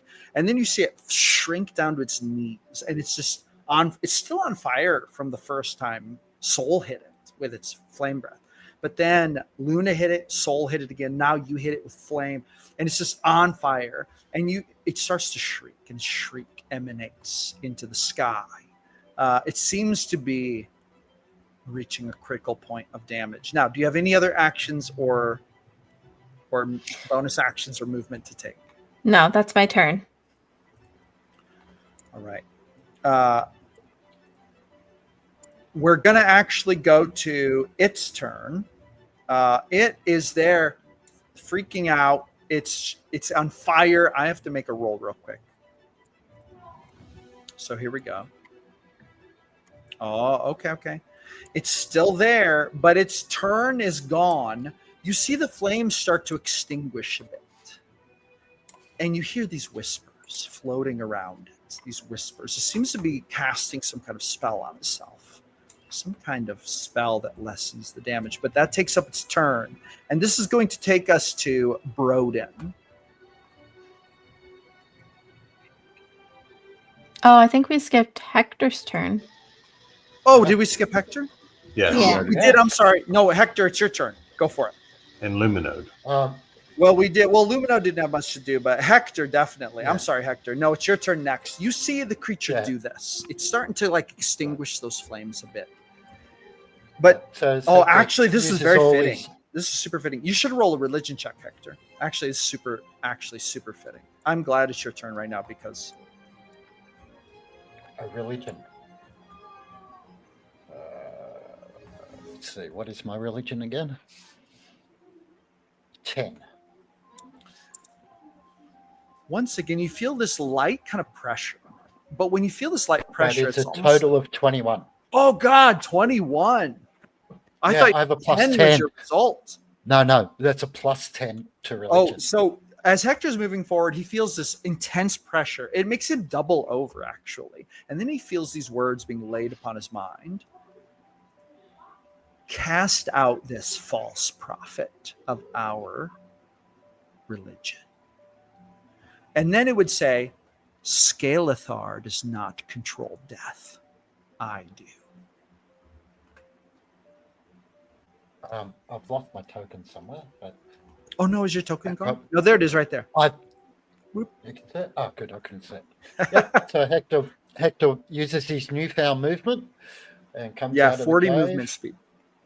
Yeah. So standing in front of Luminode there, surveying the scene, seeing this thing going down, and he goes, "You are not me. You are not Skidia. Back to the 9 hells with you." And he holds up one hand, and you see his death's head moth on his palm light up, and the shadows go forward and engulf the figure in front of us under his channel divinity. So, and he has a wisdom 15 save. Wisdom 15 save? Yep. All right. Now, you realize, now all of you see Hector, when you cast the spell, you all see this, but it seems that the spell just gets cast with unusually intense energy. Like it just, and in fact, Hector, you almost get blown back by the force of the spell. And this creature's going to have to roll with disadvantage. There's some added benefit to the spell that you didn't even like. I mean, that isn't usually present. So here we go. Disadvantage. Oh, it's a fumble. Excellent. Actually, so you'll use. What's that? Is it an undead? Is it undead? So it is not technically an undead, no. But what's the spell? What is the spell again? It's his channel divinity. I was going to use his It's going to treat it as if it were undead for reasons of channel divinity in this particular circumstance. It's actually not technically undead, but because I was going to use the what's it called? Sorry, seer undead. Yeah, no, that'll work on this creature right now because of certain reasons. Yeah. Where is it? There it is. So it'll take radiant damage. Yeah.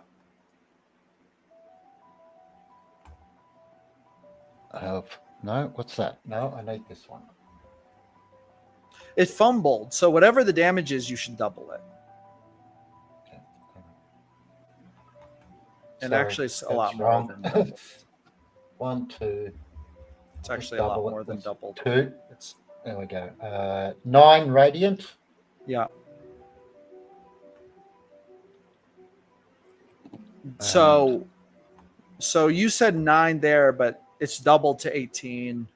But it's actually a lot more than that for other specific reasons. But like this creature, who was already at death's door from Phaleen's attacks, starts to kind of try to heal, but then suddenly you hit it with this. And what does it look like when your spell hits the creature?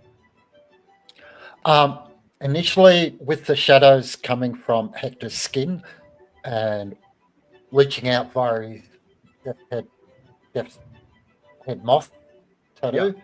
Oh, yeah. The shadows come out there and engulf it. And when it strikes, they brighten into light, bright damage. And he's actually on fire again.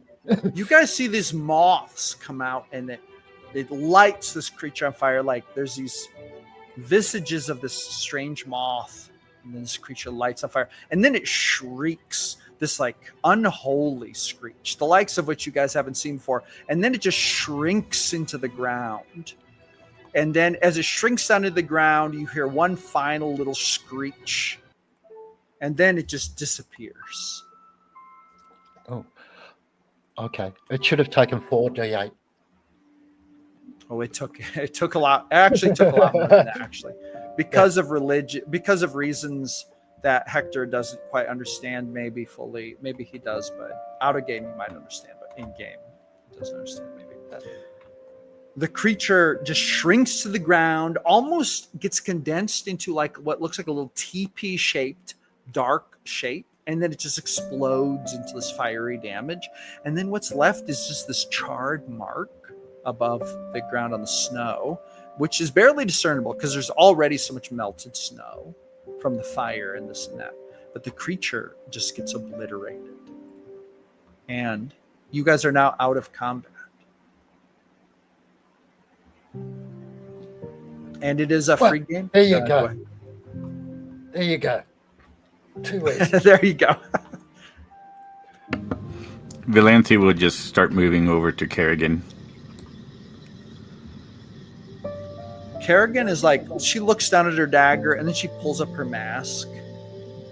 And when she pulls up her mask, Broden, because you haven't seen her before, she's actually a white-skinned orc with small tusks, long white braided hair, and that's what she looks like.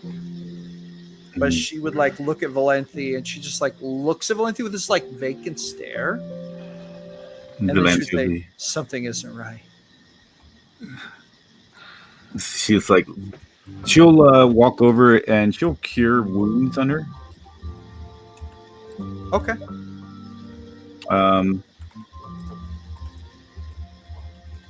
For 19. Okay. How are you feeling? Are you okay? She's like, she kind of feels at her back, and she's like, well, the wound is healed, I think. She kind of feels back, but I don't feel very good, actually. And it's true, the wound on her back seems completely healed, but there seems to be something else going on. When she says that, Valenti would kind of be like, oh yeah, I don't feel very good. There's something going on. Nancy looks at her. Unfortunately, I haven't learned any type of restoration spells. What my friend used to speak to me about. Seems that we might have to take some days to recover. One thing that Valenti feels is she feels this this numbness and tingling at the wound site. And suddenly you feel much like you kind of feel tired and weaker. Like you just feel like not able to move quite as fast. Feel a little feverish all of a sudden. This is how Valenti feels. Knowing this, Valenti will just keep checking on Kerrigan for a bit before she will return to try to salvage what she can of her arrows. Gotcha. And then she would, after that, she would, that's what she's going to do while this time was passing, and then she'll return over to talk to Sol. Okay. But we'll see what everybody else is doing now. Yeah, what would everyone like to do? The fight seems to be over. I mean, you see what you see. These characters just fought this creature. I mean, Bronin, this is all very new. You just appeared and jumped into the combat. Well, Broden is very curious at what remains may be on the ground from where this creature was. Yeah. As a sage by trade, he would look to see if there were maybe any reagents or components that may be scattered or left on the ground after this creature was defeated. Roll a quick Arcana check if you want to run up there and see.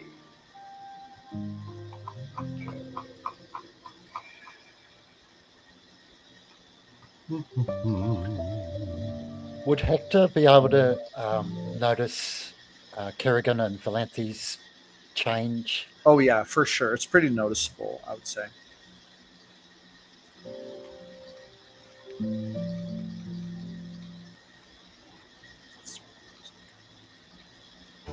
What was your Arcana check? That's the wrong music, sorry. Hold on just a moment. I'm picking poison ivy. What was your check, bro? Your Arcana check? Be a 16. So you look on the ground, and yeah, it's in the snow, but there's this light black powdery residue left over. Not very much, barely enough to fill a quarter of a vial, but there is some there. He's going to kind of rake it in his hand. Okay. And ask if anybody in the party has something that he can collect this specimen with. You would see Luna move forward, this girl with the 2 different colored eyes, and she pulls this empty vial out of her pocket and hands it to you. He will roll it out like a carbon or a mercury type substance and just pour it into the vial and cap it off. As he's doing this, she leans over very intently. She's like, "What is it?" Yeah, Faylene wants to get in with that too. Yes, what is it? What are you doing with it? What are you doing?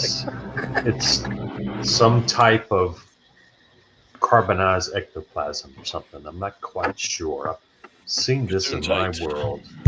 But Luna says ectoplasm? Yes, it's something from like the beyond. It's very rare in my world. Do you see these creatures very often here? Luna would say, no. The first time. It's very fascinating. I can't wait to study this further to see if we might be able to use this to our advantage. Are you a mage? What are you? I am a fighter trained in magic, and he rubs his hand over his chest and down his arm, and as the snow and the frost falls off of him, you can see these bluish arcane symbols etched into his skin. Faylene will look at him, and she gives kind of a look of skepticism at him, and she's like, what is your name? Broden. Broden Call. And your name? You may call me Faylene. And I'll tell you, Broden, I don't like strangers. And I only gave you that knife out of sheer necessity. But you fought well, so you may keep it. But if you hurt a hair on the head of anyone here, I will cook you. And then she'll turn and walk off. And then Lotto would kind of back that up by saying, and I'll eat you. Because I'm very hungry. Broden and I don't like people who hurt my friends. And then he would slam a fist into his palm. Broden watches Faylene walk away and kind of turns his head sideways and grins. And he looks at Lotto and sticks his fist out for a little bump. He would give you a fist bump with a suspicious look. And then he would turn around and walk away. Right.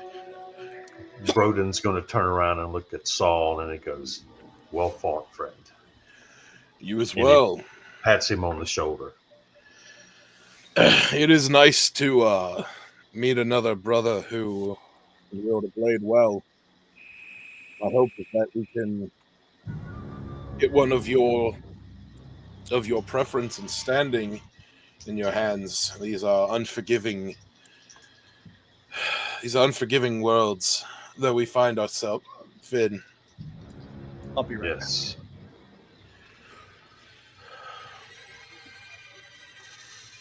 I must ask, you said that you are trained in the martial arts, but you seem to know a fair bit of arcane magic. Yes. I spent many years studying the scriptures of the All-Father, and some of the wisdom just seemed to slip through my grasp. I'm much better at studying nature and plants and animals. I was a sage by trade, collecting reagents and plants and components, but I was also very good at clubbing things over the head, I guess you could say. Yes. Well, and he slaps his arm, and you can tell he's quite robust, very strong, and he takes the knife that he has, kind of twirls around and sticks it in the belt on the side. He says, "This blade will serve me well until I can find one a little more stout like your own. Maybe some heavy armor and a shield." Yes, if we can find them, and if need be, you can use the ones that I have scavenged from this world. We are in this fight together, and if I can lend my equipment to one who can better service it, then I will gladly do so. That would be much appreciated. Magic is something that augments my abilities to wield with sword and shield. Everyone but Soul and Broden should roll a insight check. But go ahead, continue, guys. Today it seemed my magic served me better than the steel did. Valenti should roll with disadvantage. Oh. A what check? Sorry, I missed it. An insight check. Oh. But Valenti should roll with disadvantage. Faylene and Hector should roll normal. I wish that I could say that my magics right now were, well, anything. I sacrificed my connection to Lathander to provide little Luminode over there with his freedom. I feel an emptiness inside, but I also feel a burning. There's a dawn rising within me that in time will rekindle into a new fire. You sound like you would be a follower of Aung San on my world. I too have an emptiness inside of my chest that I can only assume is the absence of my goddess, but my arcane ability comes from the natural world. Well then, possibly, much like Hector over there, who is able to draw upon the powers of his death domain without the necessity of a god. Maybe I too can learn something from you in harnessing some arcane energy. Hector is clueless. Sorry, continue. I rolled a 16. A what? I would be happy to share the 16. wisdom. To share the wisdom of the quintessence with you. I'm not sure how potent that magic is in this world. Well, I'm glad that you are here then, Broden. I guess we should catch you up on what we know. And Valenti I will. and Faylene, I'm putting what you notice in the actual general chat. Continue, Soul. Sorry. No, that was it. At that point, I was going to. I was going to kind of like look at everyone who's standing out here in the snow and say, please, let us head inside, warm our bodies, and get ourselves some food. Yeah, Valenci would have walked up and listened and caught the last of that. As she says to Soul, as she's feeling the effects of whatever it is, she's just going to talk like, Soul, I was hoping that you would have left by now. It seems that we've another member in the group now. Yes, the plan was for us to leave, but that was when we experienced a, well, I'm not sure exactly what it is. It did not look like the portals from the world that I came from. I believe Hector has a better understanding of it. But whatever brought Broden here, it occurred before we had the opportunity to move on. But I am in high spirits that now that we are all together, we may take steps forward and move as one. We should probably get to the fort then. No. and she'll look over at Broden and say, Welcome to the group. and she will place a hand on Soul's shoulder. She like stumbles forward to Kerrigan. He says, let's go to the cave for a little bit before we start moving, I suppose. Now, I'm as this is feeling a bit happening, out of sorts. oh, sorry.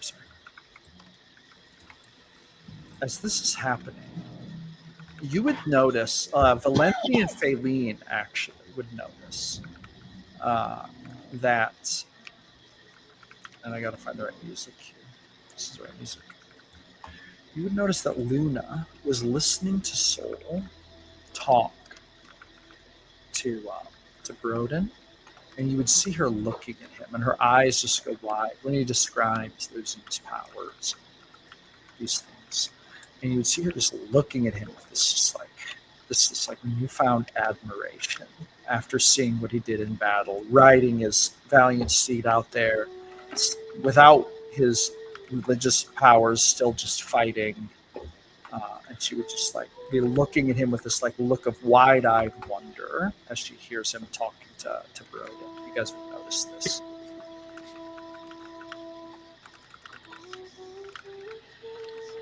Anyway, that's just something you guys would notice. All right, what's everyone doing now? Moving into the cave. And Broden will offer an arm to one of the two wounded and see if they accept his aid. Oh, you mean Kerrigan and Valenti? Yes. Yeah. Okay. Which one of you two is going to accept his, or which one are you going to reach out to, Broden? I will walk over, and I guess the first one I come to would be Valentine. Mm-hmm. She would nod to you to help Kerrigan. And I nod back. Tells you that. Yeah. I nod and take a step towards and hold an arm and a shoulder out to lean on.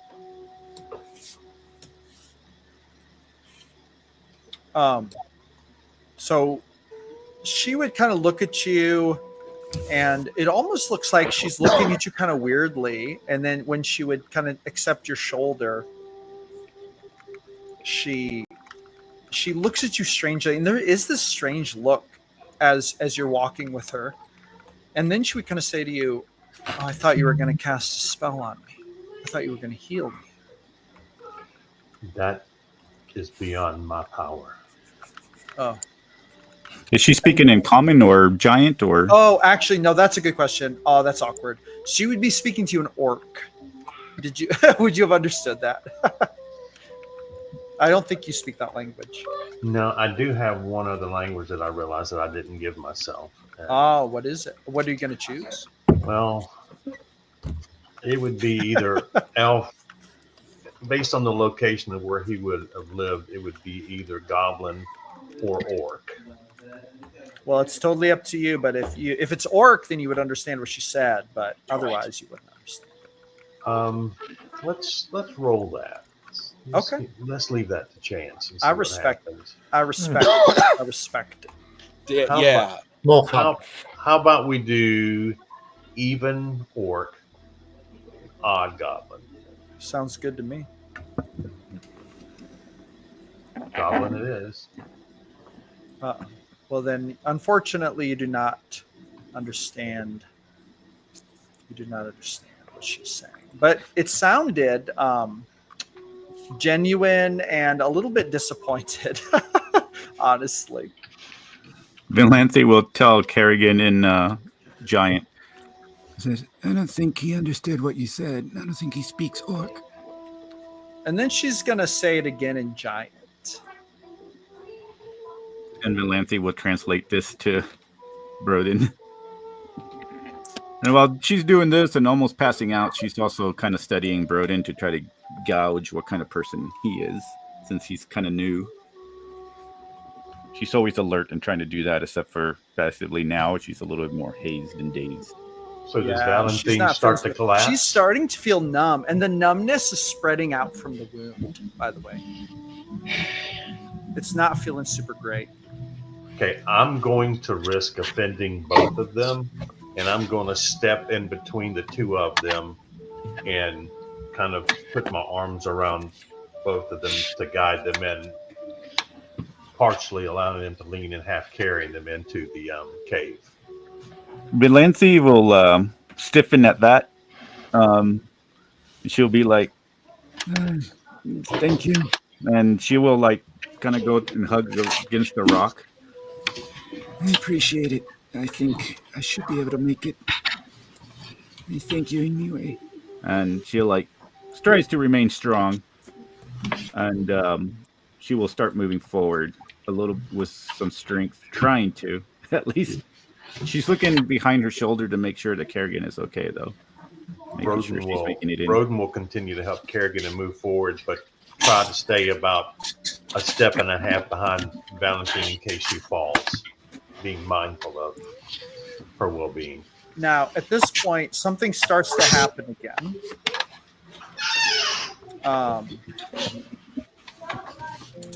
It's the wrong music. I keep thinking that music is something different. Don't judge me. No, we would never judge you. Soul, are you still standing outside, Soul? No, sorry. I was ushering everyone in. Suddenly, another light starts to shine down on the exact same spot. Wolfram, are you in here? I am. All right. Sorry about that. Another light shines right down on the same spot. And you see these rainbow colors fluttering, arcs of electricity again. Broden, you're seeing this for the first time. You've never seen this before. What is everyone going to do? Lotto comes running out. Hector! Should we get into it this time? We could go home, friend.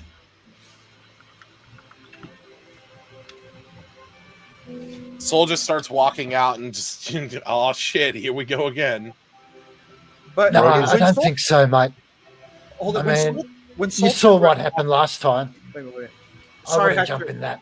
1 second, real quick, before you jump in, I have to do something with Soul real quick. Soul, when you walk up there and then you turn around to go back toward the thing, suddenly Luna grabs your arm. Oh. And she would look at you and she would say, "You lost your powers?" Yes. I look back down at Luminode, who's next to her, and I say, I was given an opportunity to give Luminode here his freedom, to disconnect him from the one who created him and sent him to us to spy on us. Hey, everyone, remember to mute if you're not actively talking. Just want to be reminded because we definitely, with this many players, we want to make sure you're not talking. Anyway, okay, go ahead, Soul. I believe that it was Lathander who spoke to me. I had a vision of a being in white. It's explained that his connection to me was wavering in this place, that it was not able to sustain the connection that we had. And then, almost as if before you can continue, she walks up close to you and then she grabs you in a rough kind of manner. Oh. And she would almost bump herself into you. And you sense this emotional upheaval within her. And she would say, "Your God forsook you?"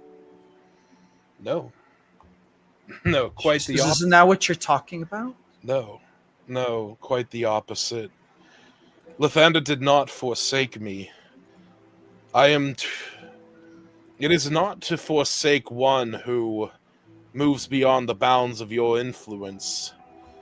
Unfortunately, I am not in a place where Lathander's power, his love, his shining light can give me what I need.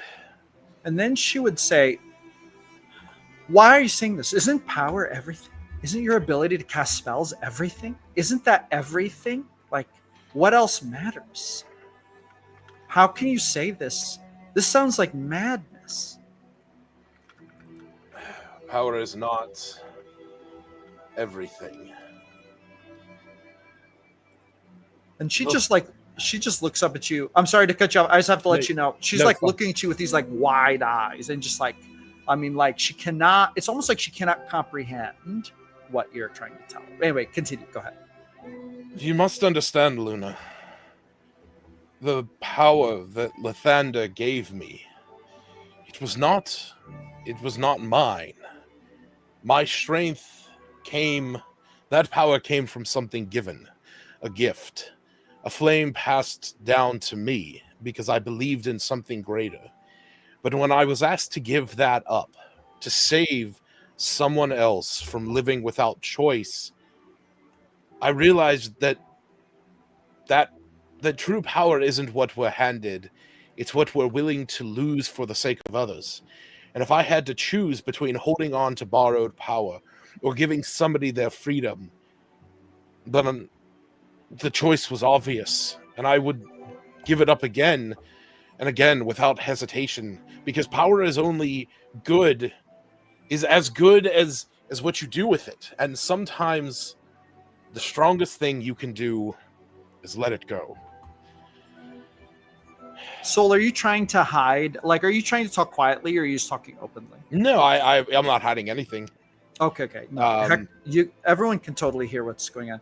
And then Luna would just say to Soul, she would like lean really close and she would look at him with these eyes. And you've never seen her look at anyone this way before. She looks at you with this look that's like, roll an insight check, Soul. Roll me a quick insight check.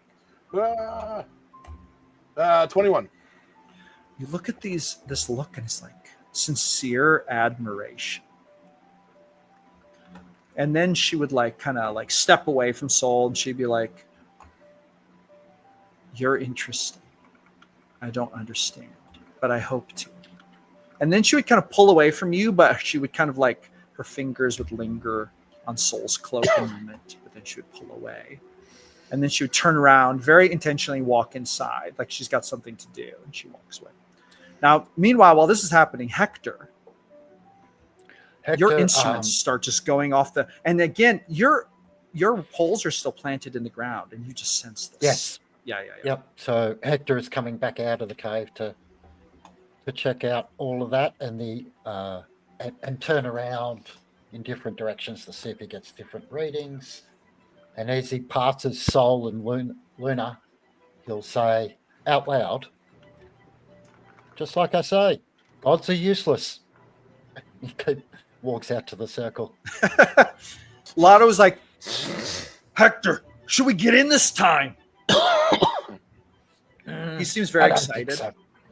What? I want to go home, Hector.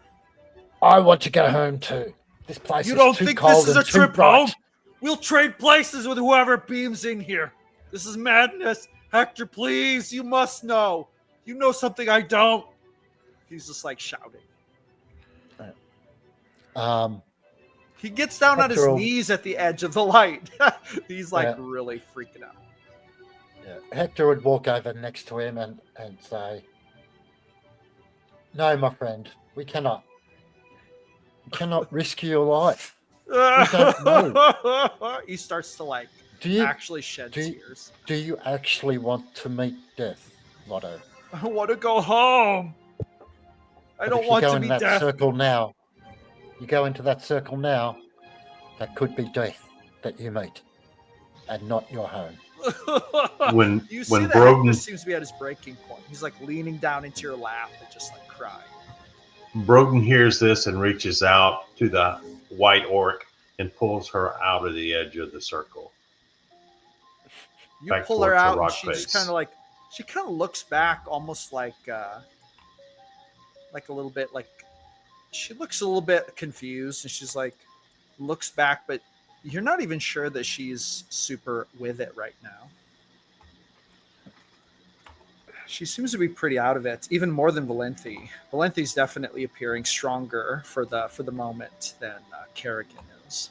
If Broden thinks that she's like at the point of collapse, he will just pick her up and carry her in the cave. So if he does that, she would actually let him, because if he does, he would feel just like this collapse of her limbs. Like, and when Valenti, if you see this, you would be like, man, I kind of understand, because Valenti is the one thing Valenti is noticing is if Kerrigan feels like Valenti does, Valenti feels awful. But it's also true that Valenti seems to have some kind of inner strength keeping her going, seemingly above what Kerrigan has. Maybe a higher constitution, or maybe it's something different. But it's her willpower to keep watch over her right now. Basically, It might be, that might be trying it. to. She's trying really hard to use all her willpower to try to fight it off. Basically, is what she's doing because she knows this is not just about her. So she's trying really hard. Now, here's a question. Oh, I'm sorry. Go ahead. I'm sorry. I didn't know you were done. Go ahead. Oh yeah, she was gonna walk over upon seeing this and seeing this light. She usually knows what to do, but now she's just like following over there to Kerrigan right now. She's just too exhausted still, and she's like, when she walks cave. When she walks over to Kerrigan, who's been carried by Broden, Kerrigan would look over at Valenti and reach out kind of a weak hand and take Kerrigan's hand and say, oh, I'm sorry, Kerrigan would take Valenti's hand and say, Valenti. In Giant, she would say, don't let me die like this. Don't let me die like this. Valenti would be like, you're not going to die. And say, my brother is dead. My people are dead. The people of our villages are dead.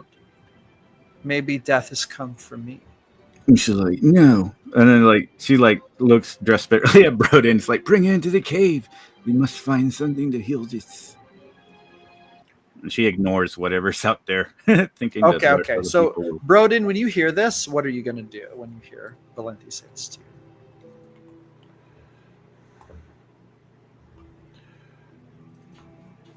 Hold fast, Wolfram. We'll be with you in just a moment. Broden, you're muted. You might want to unmute yourself. I think you're talking about you. Yeah, if I could understand what Valentina would said, I would grab Kerrigan and immediately follow her up into the cave and lay Kerrigan down next to the fire. So you lay her down by the fire, and Valenti. I mean, you feel this weakness in your bones, but it's just hitting Kerrigan a lot harder. Whether you're tougher or whatever is unknown, but to try to find some like a water skin or something and get some cool water and bring it over so she could drink it. There's some cooking stuff near the fire. You can grab some water, but you notice that hot spring is very hot actually. And then when you're dipping stuff out of the water, suddenly popping up out of the water is that Faye, and she would say, "Uh-oh, someone doesn't feel good." She says that in Elvish. Valenci says, who are you? I'm Tika. This is my cave. I could help you, but it would need to be a good deal for me.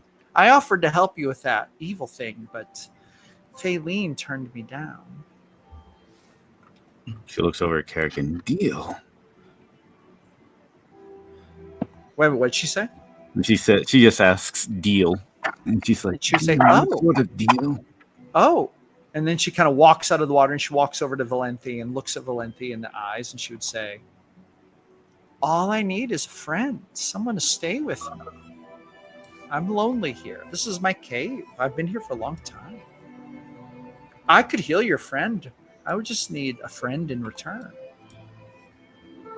Someone to stay and, be my friend. And then she kind of looks at Valenti with these longing, opalent eyes, this empty fey gaze, this luminescent being. Valenti can see right through her. Something strange about her. Valenti. Healing's not a problem. I'm pretty good at it. And then she would do like a hop, and then she does this weird dancey thing, and then she just stands there. She's very quirky. Now, while this is happening, I want to skip back to Hector because there is this convergence happening. Hector, is anyone going to do anything about the convergence that's happening? Hector is out there checking his instruments and so once again, he's reading I was going to say, and he turns to Lotto and he says, mate, you look tired and hungry. Why don't you go inside and help the others and cook some food for them? He would wipe the tears out of his eyes and stand up, and he'd say, no, I'm here to help. This is the best way you can help. I can take care of whatever's out here. You go inside and help them. They need food. They look tired. They look hungry.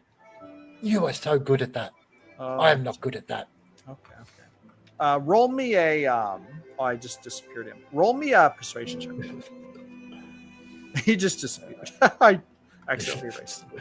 He's still there. God, I just erased. I keep hitting that one button.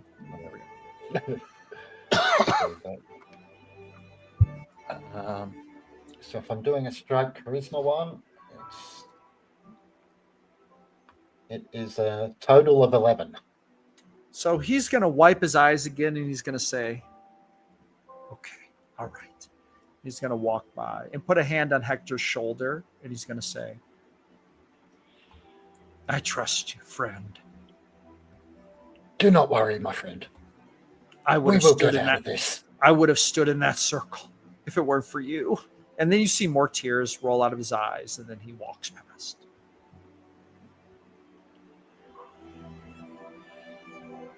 Now, Okay, what are you two doing? Are you staying out here with me? Or are you going back into the cave?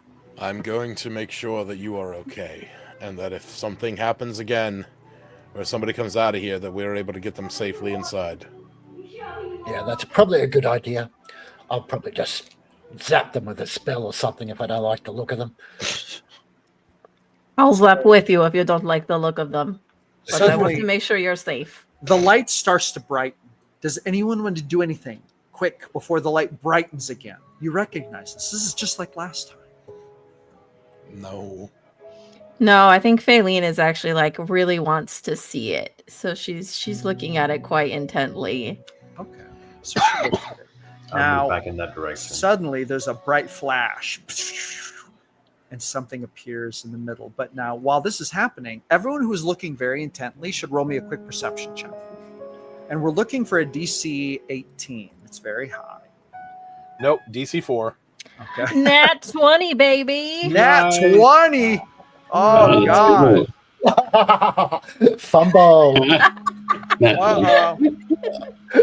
Okay, so right now it's looking like only Faylene made the 18. Is this correct? Faylene, you're looking at this person, but suddenly you're black out for a minute, and you see a young boy with a shaved head kneeling on the snow with a staff, wearing what looks like robes clothing, and he looks up at you, and he's got bright blue eyes. And then he smiles, and he says, "Oh, you're the ones from another world, aren't you?" What? That's what my friends say, yes. Who are you? And then he just like gives you kind of this reassuring smile. Then suddenly the wind blows and you feel this chill, and then you're dragged back to reality. And you see this figure emerge in the middle of this circle. There's a bright flash, and then suddenly you see an orc standing in front of you. Now, at this point, Wolfram, you should describe what your character looks like. But keep in mind, they have no items and they're naked. Well, standing he would be like kind of leaning down, clearly a little disoriented. He is a green dwarf for a change, and he's about 7-ish feet tall.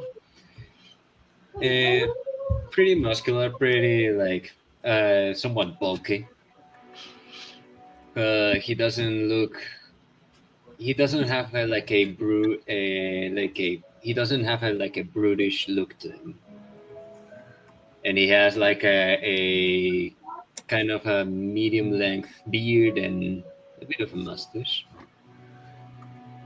And he just and he starts looking around and looks down at the snow. Like, well, this bit, well, whatever this is beats whatever I've been through. What is this place? Is he saying that in common? Yeah, he would say that in common. Okay. So when he says this, Faylene and Sol and Hector, you're the ones right here. Oh, and Broden, you're the ones right here. So you should now, Wolfram, I don't know if you've watched enough to hear what their descriptions were like. Do you want them to describe themselves, or have you heard enough to know? Yeah, I remember from the first episodes that I did watch. Okay. In that case, Broden, you should describe yourself very briefly. Well, Broden, when he sees that happen, almost like a pawn of recognition comes over him. And as he steps forward, you see a 6 foot tall human with heavy robes on steps forward and slowly takes the heavy clothes off and comes over and places them on your shoulder. Bows to you, and then Broden turns around and walks back in the cave where it's warm. Now, when he does this, I mean, you'd realize it's like -20, -30 degrees outside. So it's icy. I mean, just like deadly cold. And then suddenly you get these warm weather clothes put on you by this human. He looks up and he says, "Oh, well, that's a good first impression." And he's gonna reach for the. He places a hand on the cloak, and he casts prestidigitation to warm it up. Oh, okay. So Faylene and Sol and Hector, those of you who Hector's actually gone through, but those of you who are, at all familiar with the arcane arts would recognize prestidigitation cast on this by the sport. You also see that along with them, there's this, along with the player characters who you are familiar with, there's this little robot dude standing there looking at you with an unflinching eyeball. He's like 3 foot tall, standing right beside Sol. Just FYI. All right. What are you guys going to do? I think Faylene is actually genuinely impressed by that little bit of magic, taking a simple spell and making it so utilitarian in its nature. And I think she'd even say this out loud. She'd be like, well, I think that is the smartest thing I've seen anybody do in days. But we are going to need more cold weather suits. And then she'll march back into the cave. Well, that elf woman is right. I do prefer my magic to be practical. Where am I? He looks at the little robot guy and says, I've seen that kind of automatons. I don't think I recognize that model. It walks up towards you, and then it's just a little like beep, beep, buzz, buzz, buzz. And then it holds out a hand, like as if to shake your hand or something. By the way, what languages do you speak? He speaks Common, Orc, and Elvish. Okay. You do not understand what the little machine dude is saying, but he offers his hand to you. All right. he leans down back on the snow to shake his hand, and between his breath he mutters to himself, "My knees are not gonna like the cold." As the little guy shakes the new orc's hand, he kind of looks up at Sol. Sol Luminode looks up at you with an unblinking eye, and he just looks up at you as he's shaking the hand. You're not quite sure what he's, inferencing, but he looks right at you. I just sort of like almost shrug, and I look at this orc and I say, welcome. I see you find yourself in a similar situation as the rest of us. It would appear so. What about this situation is? He's gonna take like a quick look at everyone and say, "You seem like you've been scavenging around. We could keep." And he looks like outside of the snow and then like inside of the cave, and then says, "Say, do you happen to have a warmer, more comfortable place to keep this discussion going?" Yes. For the moment, we are resting in this cave, and we are making plans to head to a fortress nearby soon enough. But you and the other gentleman, I'll sort of gesture towards Broden, and say, you find yourselves in a similar situation that the rest of us have found ourselves in days ago. We do not have an answer for where we are, what's going on, but hopefully soon enough we can resolve that. Right. Right. Well, I do enjoy a good mystery. After all, in the city, back in the city, they did pay me more for my smarts than for my muscle. Even if that's a little hard to believe. Anyway, please, well, I do enjoy the snow, and it is my first time experiencing it. I would rather not experience it more further naked. Of course.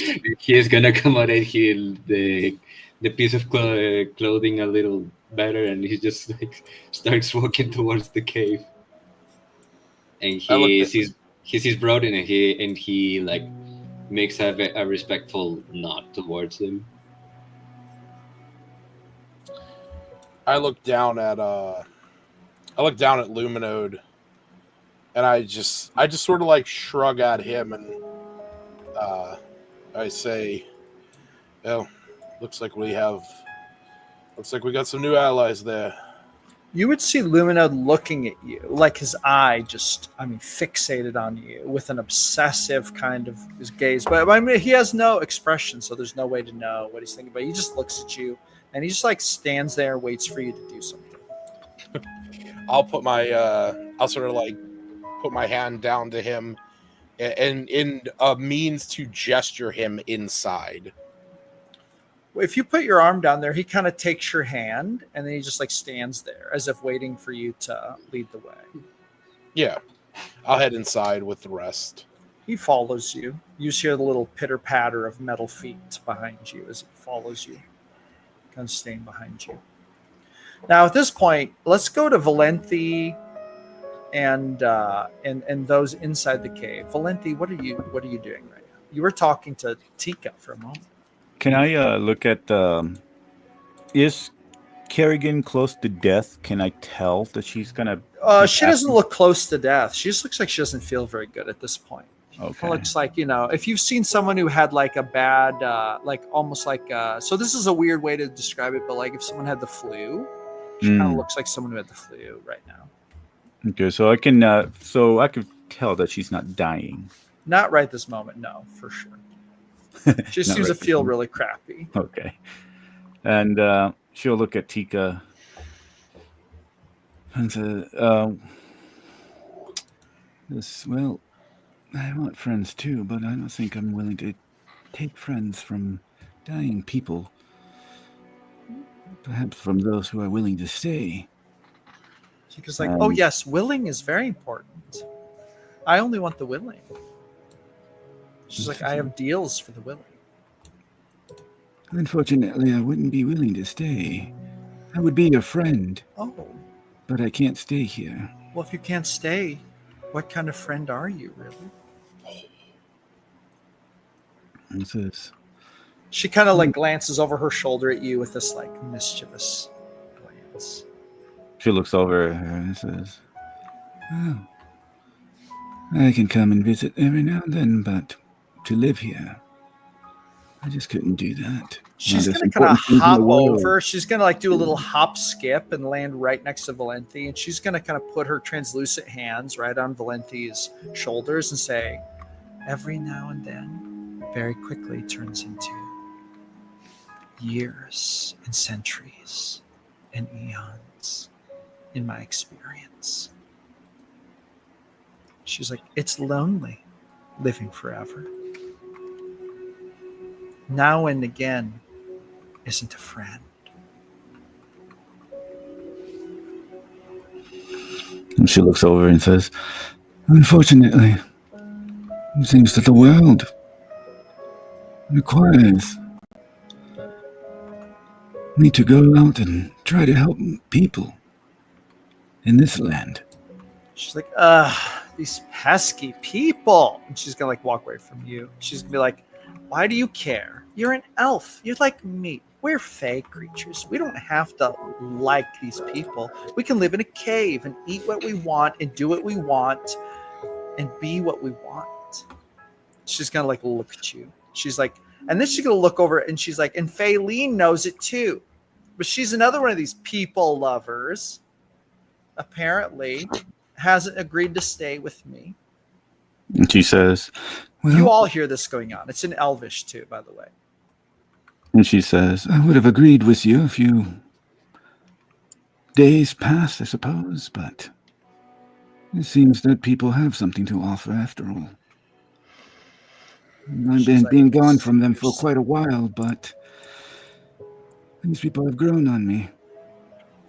These people seem cool, which is why I just want one of you to stay and be my friend. And if you would, she kind of points at Kerrigan, I could heal your friend easy with the magic of the land. I know what's afflicting her. Do you want to know what's going to happen to her? And you see this mischievous, dark glow come upon her. As well, I'm afflicted as well, so you might as well tell me.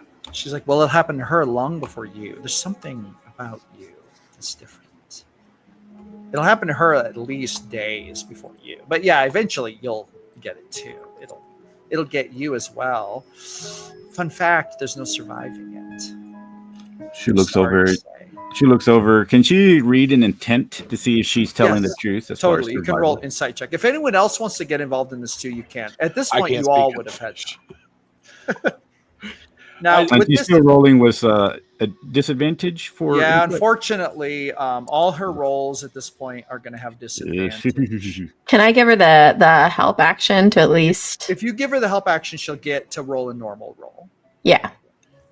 Yeah, I don't understand. Okay, so I rolled the disadvantage would have been a 15, but if I rolled was a normal, I don't know. The other roll was 18. The other roll was a 9. Oh well, so we'll give you the higher one. Yeah, Okay, so Faylene will march over and put a hand on Valenti to give you the help action. So that would have been a 24 insight check. So here's 24 is pretty high. You get the sense that this Fae is telling you the truth and is enjoying it. And she'll say, how many days does she have left? It depends how tough she is. She's like, when crystals start to grow out of that wound, you know the end is really getting close. That's when it's going to get bad. She's going to stop being able to move. She's going to start getting weaker. She's not going to be able to, really do anything. The crystals are going to grow. They're going to encapsulate her whole body. Eventually, they'll suffocate her. They'll grow down into her windpipe and into her organs. Jesus. They'll become her whole body, and then she'll just become a crystalline fixture in my cave, apparently, because that's where you parked yourselves. And the same will happen to you, too, but it's going to take longer because there's something about you that's different. You're not. Delancey will start checking Kerrigan's wounds. No, you don't see anything like that right now. They just seem like wounds. How many days can a judge was from the fort? Oh, from the fort, you would gather. Let me think about this. It would be, if you move really quick, you gather maybe 2.5 days, maybe 3 2.5 days. If the weather's bad, 3 days, maybe. But if you move quick, that's if you move like fast, like Valenti could move by herself. And then the fort, though, has the people that don't like orcs. Valenti will turn over to the. Where's Sol? Sol. Well, okay. So Sol, did you come inside along with Broden and the newcomer? Okay. Yep. Now, keep in mind, Wolfram, you can interact. You see this going on. Like you see Valenti, who is right here, talking to this translucent Fae girl.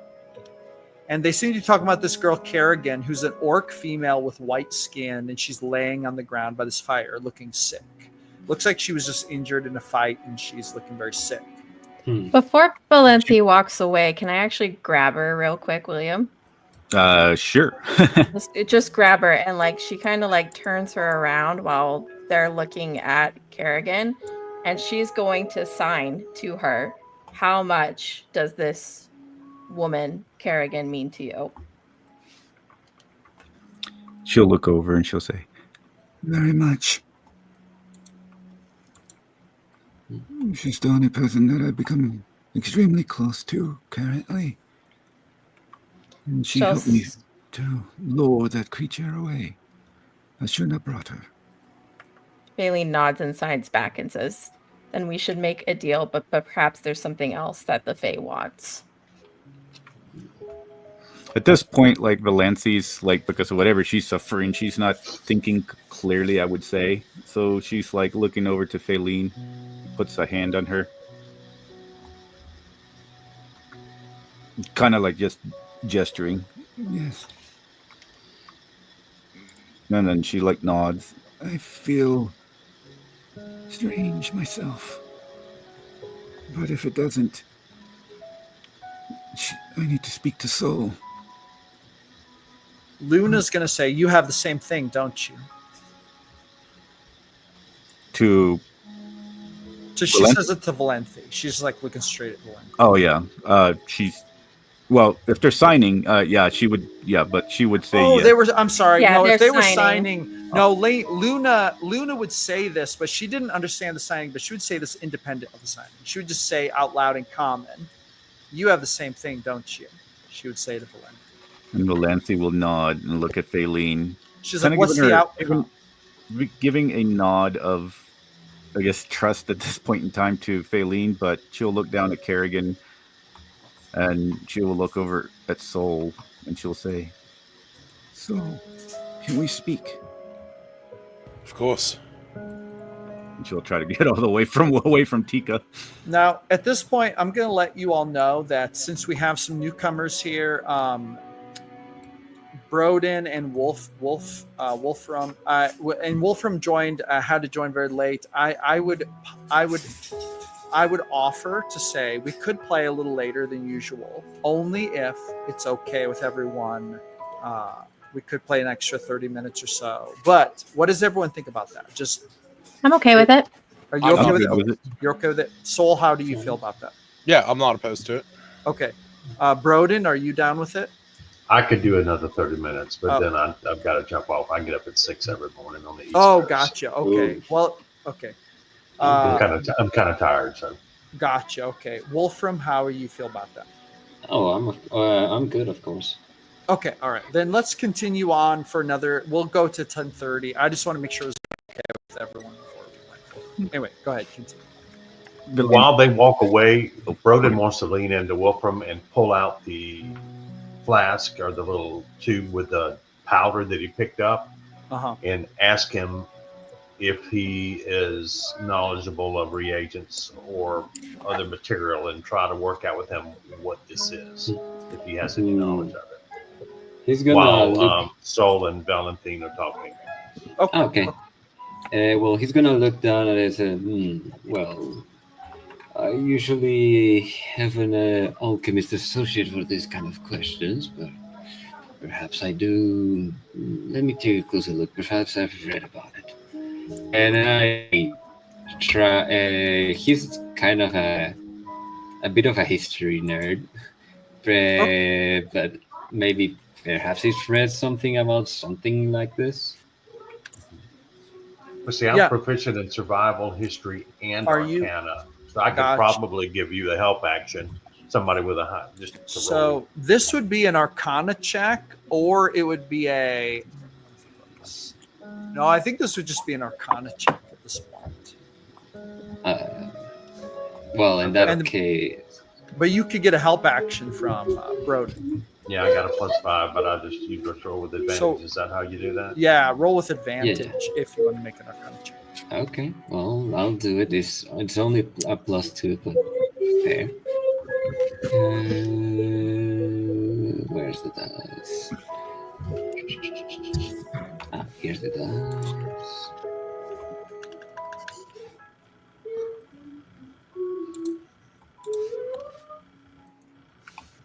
Oh, it's lagging a little. Oh, here we go.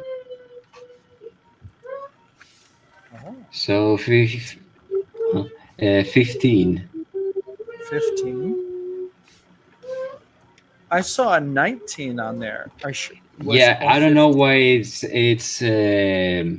I rolled 2 d20s at the same time, and it rolled a 6 and a 13. I guess it's summing them up together. Oh, Okay. If you gave this thing a sniff, you would sense something strange. There's an air of there's a slight air of protoplasm, like kind of ghostly thing about this, but you sense the unmistakable scent of sulfur and fire about this, which is, and this leads you to think, because you were not here when they were fighting what that came from, you think to yourself, there's dragon fire here, obviously. Like, this is probably ash from a dragon fire. That's what you would. Yeah, and you would think, but you would think to yourself, like, not just, actually, roll me a history check real quick. Actually, that's something that a history check might help with. Oh, great. I could give him the help action. Actually, I'm proficient in this. Oh, heck yeah. Well, you get advantage because of help action from Broden. Okay. Just... I'll roll them separate this time, so there's no confusions. Okay, so 16 on... Okay, 16 plus 7 is 23. A 23? Okay. So here's what you come up with. You think to yourself, or you discover as you're sniffing this, you sniff it, and then you just like recoil. And you would realize, oh no, this is a breath weapon from a dragon. This is a breath weapon from an ancient, like, this is a potent breath weapon. There's something really ancient about this.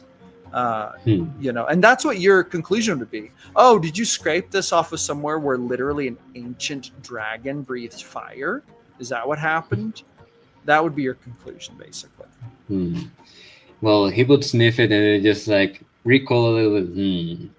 Well, for the first, for a woman, I mean, it smelled like volcanic ash. The city one time hovered nearby one of it.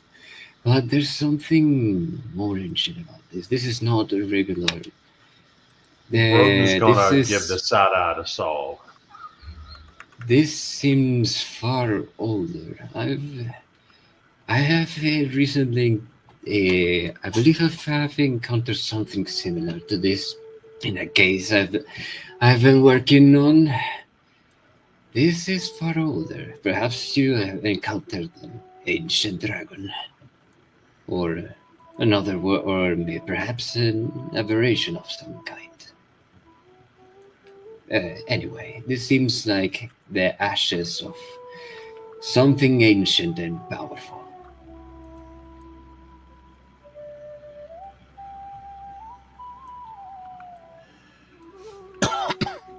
You would hear Tika shout across the cave in Elven. Oh, you don't know the half of it. Oh. And she kind of dances up. She's walking away. she looks at me this. Is that a ghost or a fae, or what is she? It is a fae. Wait, Tika, come back. What are you doing? I'm going to my cavern. If someone's gonna stay, obviously they'll follow me. No, come back here. Just. She kind of stops. She stops up. You can't really believe that it is in a mortal's best interest to offer a deal where they stay with you for the rest of their life. But maybe I can give you something else to keep you company. Who said the rest of their life? Maybe it doesn't have to be the rest of their life. Maybe just like 10 years or 20 years. Like 10 years.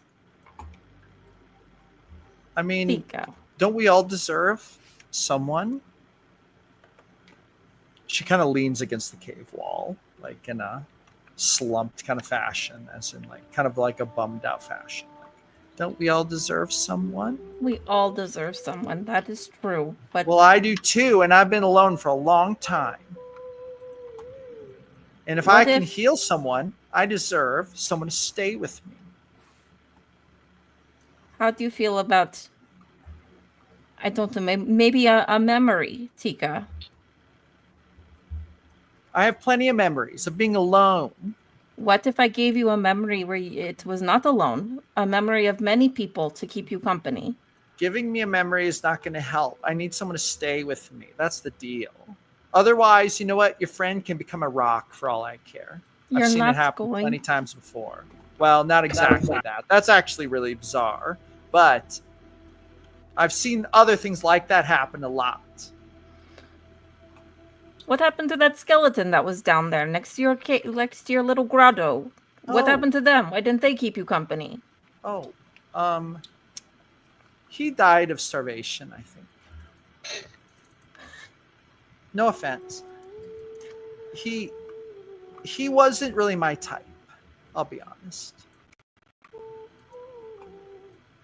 And that's all you're willing to accept. A life for a life. That's it. No, I didn't say that. I said I would heal your friend and then someone just stay with me and be my friend. That's all I'm saying. That sounds very simple to me. She kind of leans forward. She's like, you're making it very complicated. You're like overthinking it. Oops, she just disappeared. I didn't mean for her to disappear. I keep hitting the trash can. She's like, no. I keep hitting the trash can button. She phased into the cave wall. No, that is not what happened. Yeah. She's like, listen, how about this? Like, what about like 2 lunar cycles? How about that? That's only like, I think you'd call that like 4 days. 4 days? The lunar cycles are 4 days? Does that check out with what we've seen in the sky? You do notice that one of the moons seems to move slower than the others. It is possible.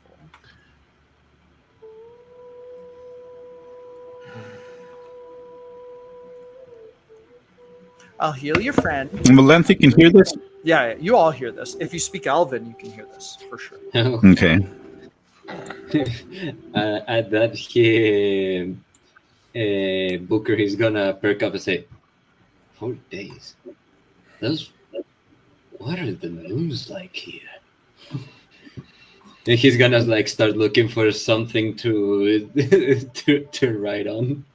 You guys notice that Lotto, this big dude here, who is looks kind of like a sumo wrestler, seems to be cooking some food over the fire, and he starts handing it out to people. Valenthy is more in tune to what the person is saying, and she'll look over at Soul, and because of this, she's like, looks at Soul and says, I can't let her die. And she'll say, I'm not going to be willing to do that. So I'm going to help her. And whatever comes of it, if I'm not with the group anymore, I at least want you to help Kerrigan and her people. And Lotto hands you a plate of food. And he would say, are you sure she's worth it, Valenthy? Like very closely. He's like, we have to stick together. And she stuck with me, and she helped us to delay this monster so that everybody could get rest, risking her life. Yes, she's worth it. I'm not going to let her die, even though if her people are dead, I'm not willing to risk hers. I will. Are you saying this in common? yeah, I'm like, if he asked me, yeah. Okay, very good. I'm sorry, go ahead. And she'll look over at Soul and says, will you do this? Help her people.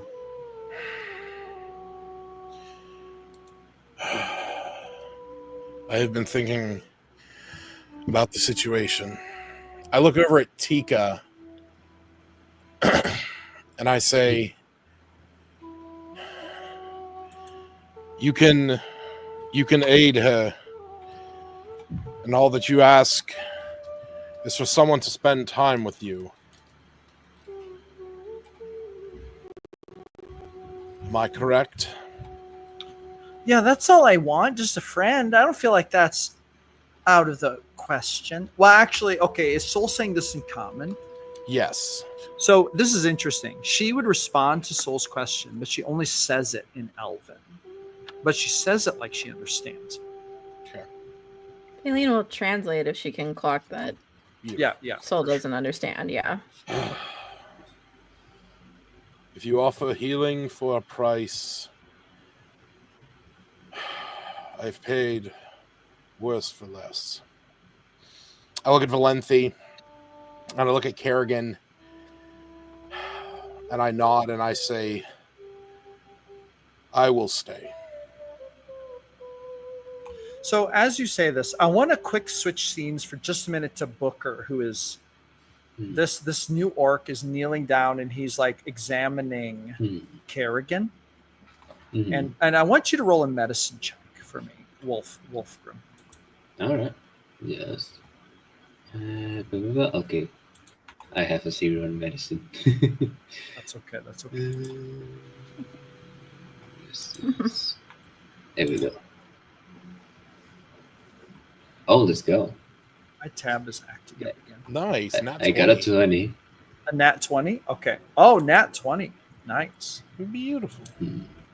Okay, so if you roll a nat 20, man, my tab is really messed up. My dice aren't working. It's okay. You look at her and you see kind of how sick she looks. And you haven't necessarily seen, I mean, you don't know how to peg this exact disease. There's not very much information. But when you take one look at her face, one look at her aura, you kind of realize she is not actually long for this world. You just get this feeling about her that it's going to go real bad real quick. Do you speak Orc? Is Orc one of your languages? It does. Are you going to say anything to her?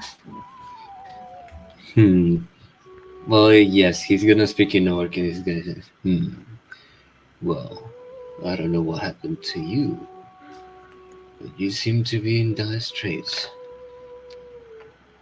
She's going to kind of look up at you with weak eyes and she's going to say, how long? Which your answer would be something like maybe 3-4 days, something like that. He looks at her and then he looks at Sol. Well, it would seem that if Sol doesn't stay, then we would last as much as it's been asked of him to stay, or about 3 or 4 days. But from what I've read, Fey magic is powerful. So if your friends here manage to get their help, then I believe you should be able to recover with the Fey's help. She's going to look up at you and she's going to say, did you come through the light like they did? In Orc. She's saying this in Orc. Yeah, of course. Yeah, I assume that. He was. So the good question is, remember, she's a white-skinned orc. She has like white skin, not like white as in Caucasian. White as in like albino. Very. Yeah. I remember that from episode 3 or 4. He has never seen a white-skinned orc before, but he figures it's not very important to call attention to that at the moment. Okay. But anyway, yeah. Go ahead. Continue. So he says, I haven't seen this side. I imagine so.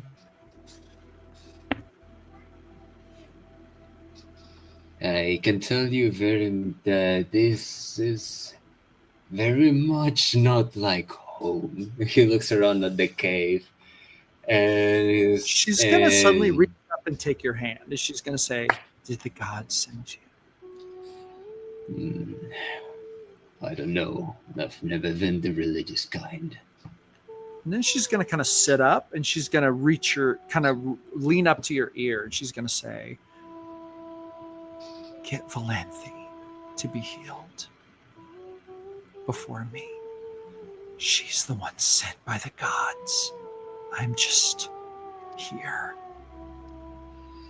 Well. And then she would fall back down onto the ground and then cough. She's like, like coughing and kind of she like puts her hands over her stomach and kind of rolls onto her side.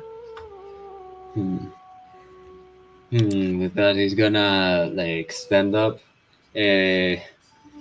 dust himself up a bit, and say, "Well, you should probably rest as much as you can."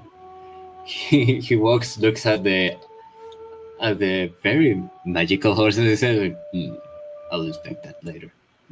And he goes to Balanthi and say, "You must be Balanthi. Oh, where are my manners? I'm Glory. I am more commonly known as Booker.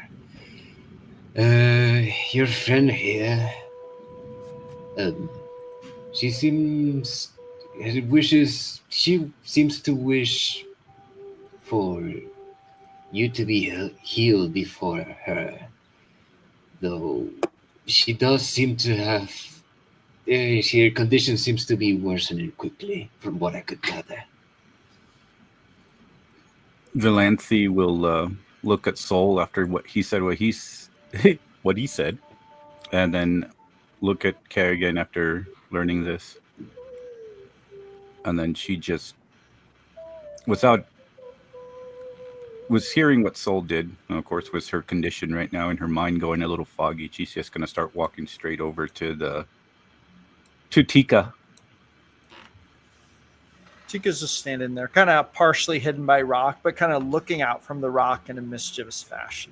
Aileen will grab Phil and be like, "What are you doing? Stop. Hold on. Hold on." Whoa.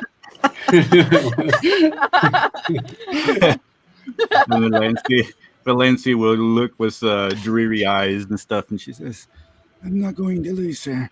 and she says to Tika, I will stay. I'm sick as well. Tika's like, "So two are staying?" We are going to negotiate the terms of this very carefully. Nobody say another word. Tika's like, "I have a good deal. If one person stays for 4 days, I'll heal one of them. But for the second one, it'll take 4 years." That seems fair to me, since I'm the only one here, apparently, who can heal the sick. What about this, Tika? What if 2 people stay for 4 days? And by days, I mean the rising and setting of the sun. Oh, No. You heal 2 people. No, that's not going to work. I would need someone to stay for 4 years if I'm going to heal 2 people, because I see what's going on here. You have 2 people real sick. I made you a real good deal on the first one, but the second one, that's the one that's going to cost you. And then she's going to give a little, like she's going to put a finger on her nose and then like point at you and make a little clicking sound. She's like, "I know mortals, they hate loss, and I hate to be lonely."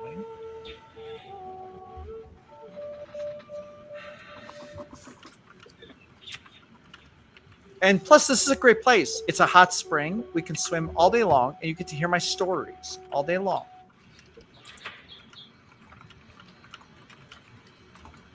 She's like, "It sounds like I already have 2 volunteers. You," she points at Valenti, "and then him," she points at Sol. The only question is, which one's staying for 4 days, and which one's staying for 4 years?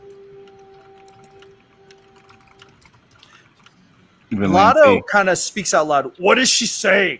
What is she going to heal you or what?" He just kind of seems frustrated.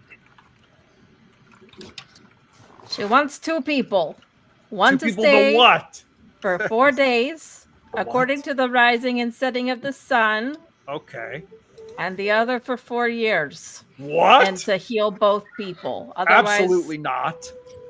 What are you idiots talking about? Why are you making deals with the Fae? I told you not to. Listen to Hector. Last time you didn't listen to me, we got attacked. You know what? Need to listen to me. Her head looks a lot like a watermelon to me. Easy to squish. I would not recommend that. And, well, from the looks of your friend over here, and hearing that your other friend is in a similar condition, you might not have much options or alternatives. Well, what's wrong with her? You examined her? I have. While I wouldn't say I'm a trained physician, I am in the business of, well, solving, let's just say, mysteries involving people sometimes. Well, that still doesn't answer my question, though, does it? What I'm You saying... don't know what's wrong with her, and you're making a deal with something that you can't trust. That is really stupid. What I'm Nobody saying should stay is... for 40 years. Oh, sorry. Go ahead, Wolfram. Yeah, where he says, well, what I mean is, if you don't make that deal, we're gonna have only a few days to figure out a way to cure them ourselves. I'll talk to Death tonight. Louder is like, we'll take a few days. We're not leaving anyone here for 4 years. What if the entire party stayed for 1 month? I'm not staying for a month, you fool. I want to go home. Yeah, because I was saying I would not want to stay here a month. Even though it is rather homely. Use this as a home base and like venture out from time to time. Tika's going to say, I kind of like what that one says. What if we could make it a year? The whole party stays for a year. Then I'd heal 2 people. You said just 1 person for a year. There's like almost, including the horse, there's like almost 1 person per month. Well, now if you, so she was speaking in Elvish, so you might not that's hear, true. unless someone translates. Yeah. Booker could translate. Okay. So you would understand that. Then she would say, yeah, but the deal is 1 person 4 days, 2 people 4 years. If you all stay, I'm making you a pretty good deal. 1 year. I'm not getting 4 years with a companionship. I'm getting like 1 year of serious, dedicated companionship, which I'm willing to accept the loss because, hey, I'm a good person. I like to help. What'd she say? Is anyone going to translate? Faylene will translate. Okay. Hector says, if you really insist on making a deal, give them the fucking robot. It won't die. It'll stay there. It'll be happy forever. I'm not going to offer... we are not going to offer up Luminode when he has just earned his own freedom. Well, if he has freedom, let's ask him. What does Luminode want to do? I turned to Luminode. Calf, you should check your Yeah. I just saw that.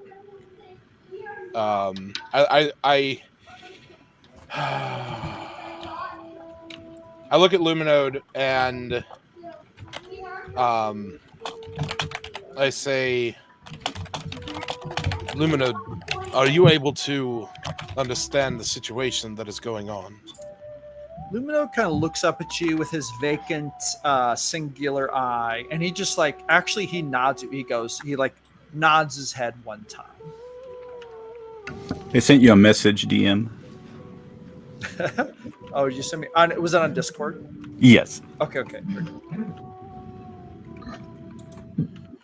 Okay.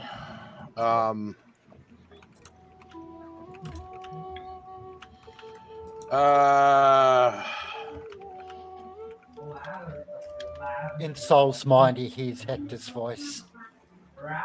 You know it's right. This little robot is the only way we can get this deal that you so desperately want to make. Betsy, I think we just travel on, find another cave, and overnight I convene with Death and we find the right spells 15. to save everyone. So I need everyone to make a, let's see. Okay. I need everyone to make me a perception check, except for Valenti. 5. Trash. Okay. 16. Okay. 13. 13? Okay. How about Broden and Booker? I got a 14. I 14? had said it, but I was muted. Yeah, 14. No, that's fine. It's fine. How about you, Broden? What'd you get for a perception check?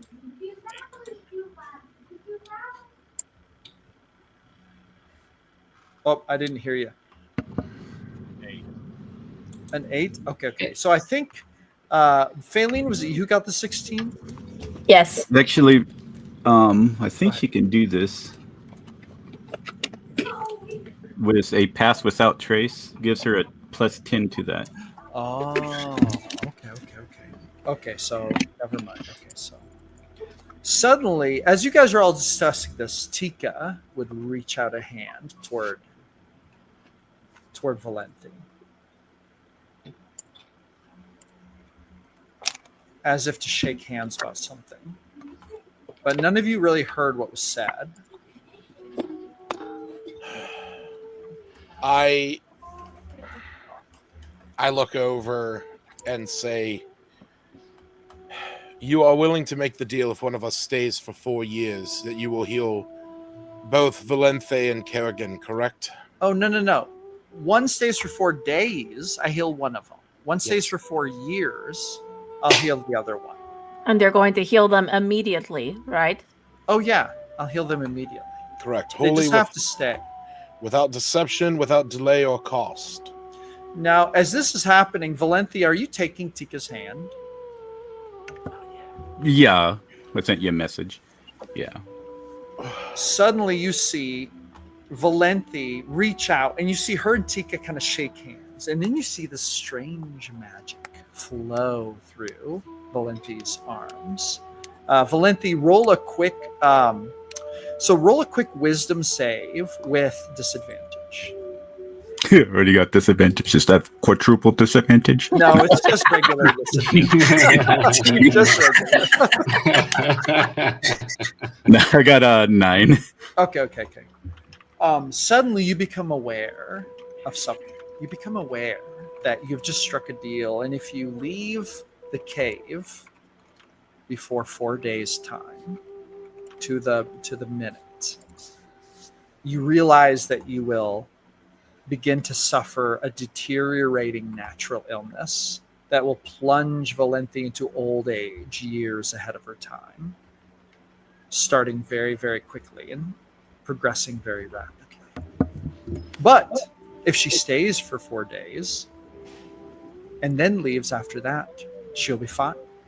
And then suddenly you guys see Tika skip through the thing, and she's like, well, hey, I at least have a friend for 4 days. And she reaches down and touches Kerrigan, and you see this fey-like magic spread over Kerrigan.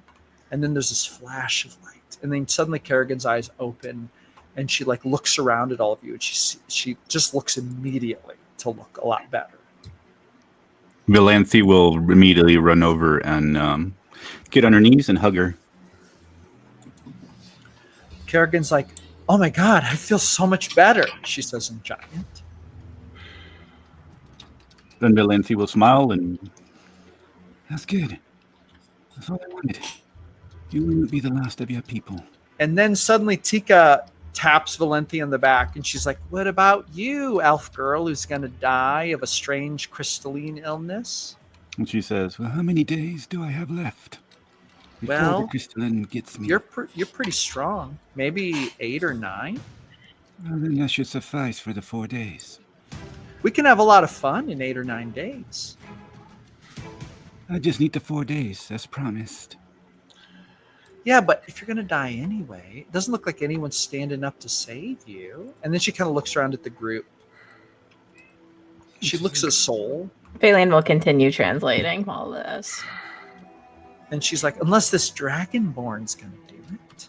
Why would he, though? He's got the golden ticket. Says, so take them to the fort.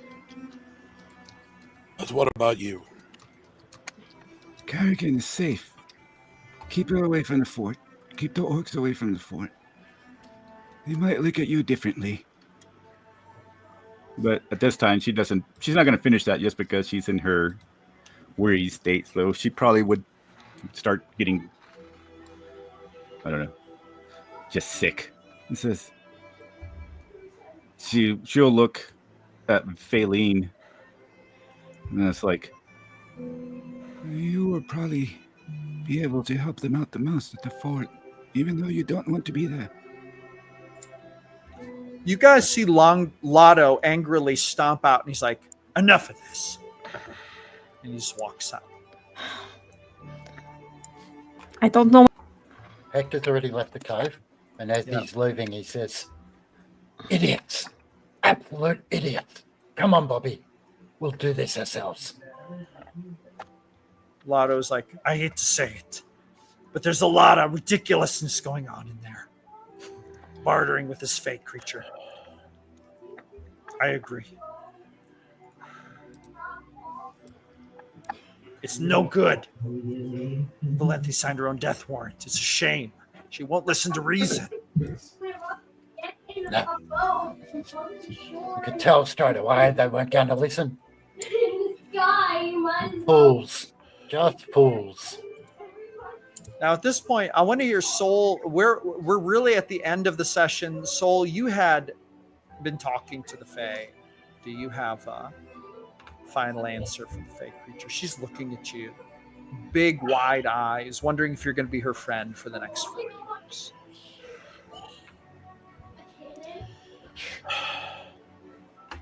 I want to. And I feel that it's the right thing to do.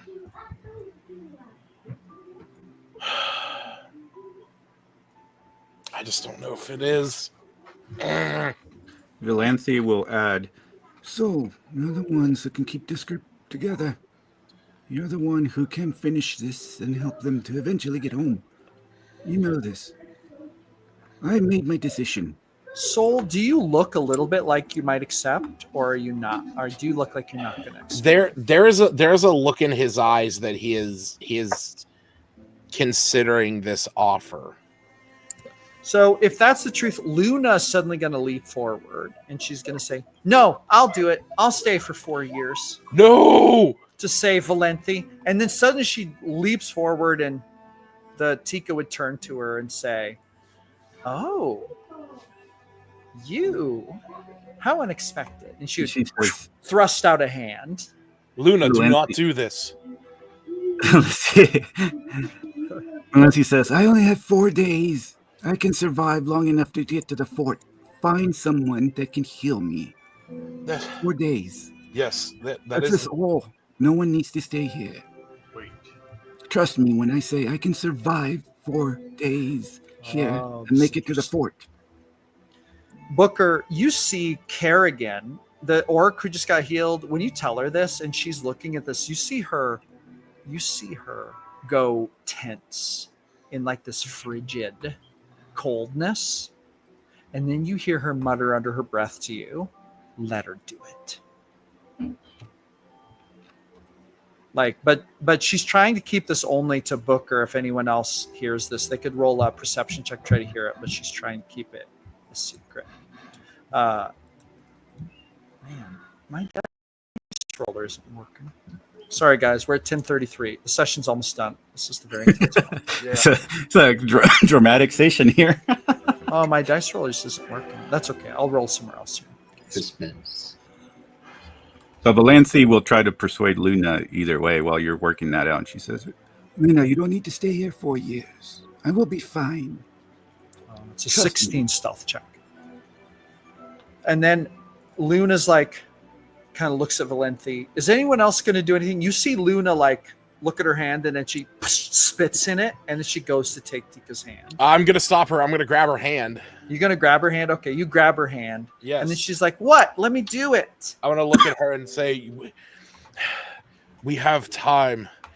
Kerrigan's situation was far more drastic than Valente. Valente has some time. We will go to the fortress. There we will see if we can find someone to give us aid. Then we will return. If the time comes that the sacrifice needs to be made, I look at her and I look at Valente and I say, it will be me. Roll a persuasion check with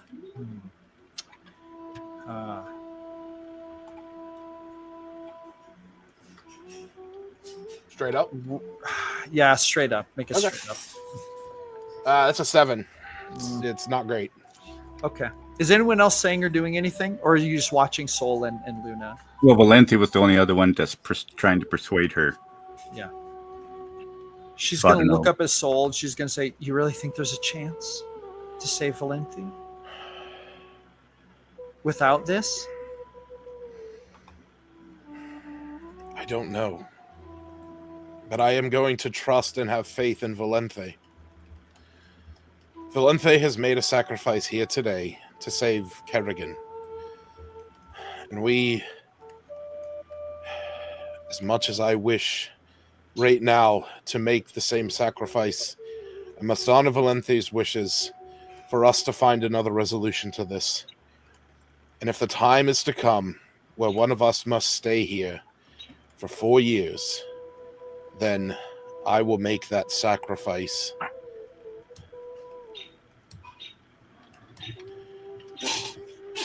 So she's going to like look up at you and she's going to say,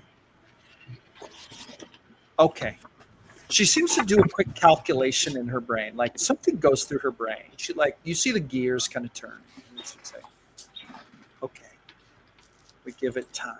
We have time. And then she pulls her hand back. And then Tika looks very sad. She's like, aw, come on.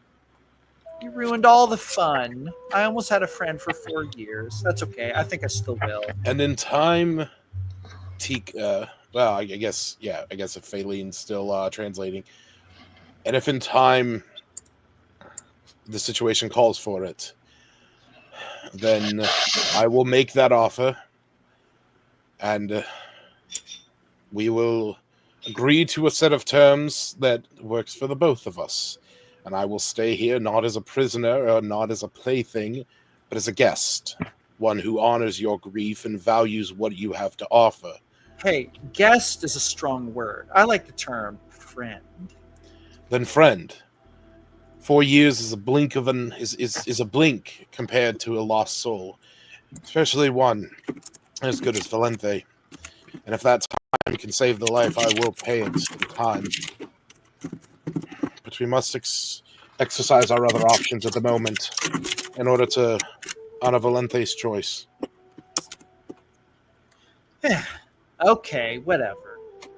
I've gone this long without a friend. I can go a few more days. You're going to be disappointed. You're not going to be able to find a cure. It's really bizarre. It's like a really strong disease, but whatever. Then how are you able to cure it?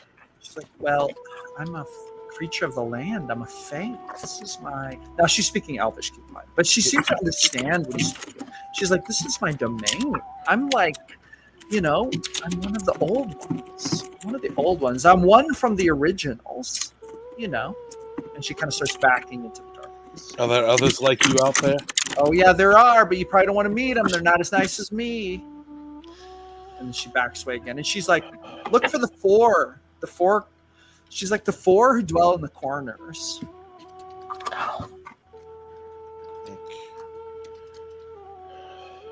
And then she's like, but you'll only find him if you're real serious about it. She's like, and you're not going to find him soon enough, unfortunately, for Valente. But that's okay. I can have 4 days to get to know her.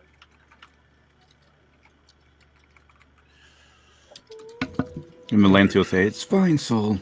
Go. I trust in you. Now, at that point, we're reaching the end of the session. Final scenes for everyone. What's everyone doing in the final scene? Sol is picking up Luminode, and he is going to look at Valente and reach his hand out to shake Valente's hand. And I will say, I will ride hard, and I will ride fast, and we will find someone that can end this ailment. And if not, then I will put my soul on the line for yours.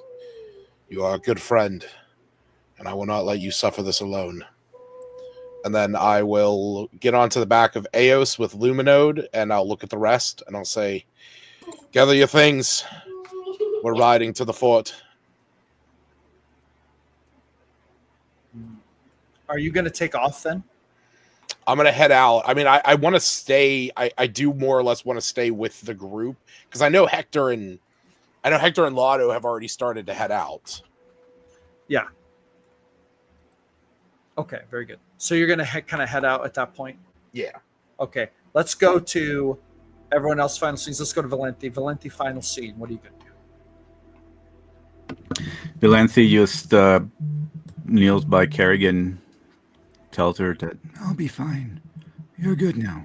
Kerrigan's like, Remember, I'm not letting you stay here. I'll be back in 3 days at the very least.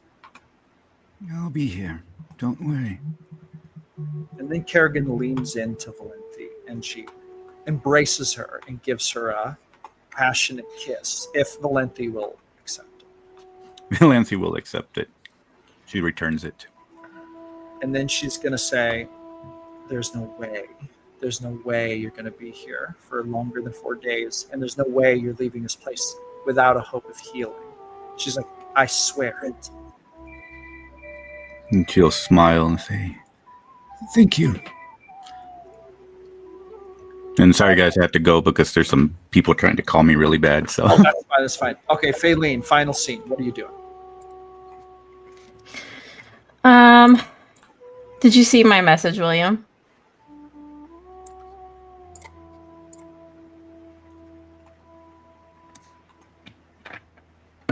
cool. I saw it. The one on the private chat. Yeah. Cool. Yeah, so she'll sign that to you in the midst of their talking. And then she'll give you one last look and be like, signing, find it. It might help you. And then she actually wants to run after Hector and Lotto. Okay. All right. Very good. Or Soul, final. Or wait, Soul, you kind of had your final scene. Actually. Yeah. Rolled out. Hector, final scene. What's Hector doing?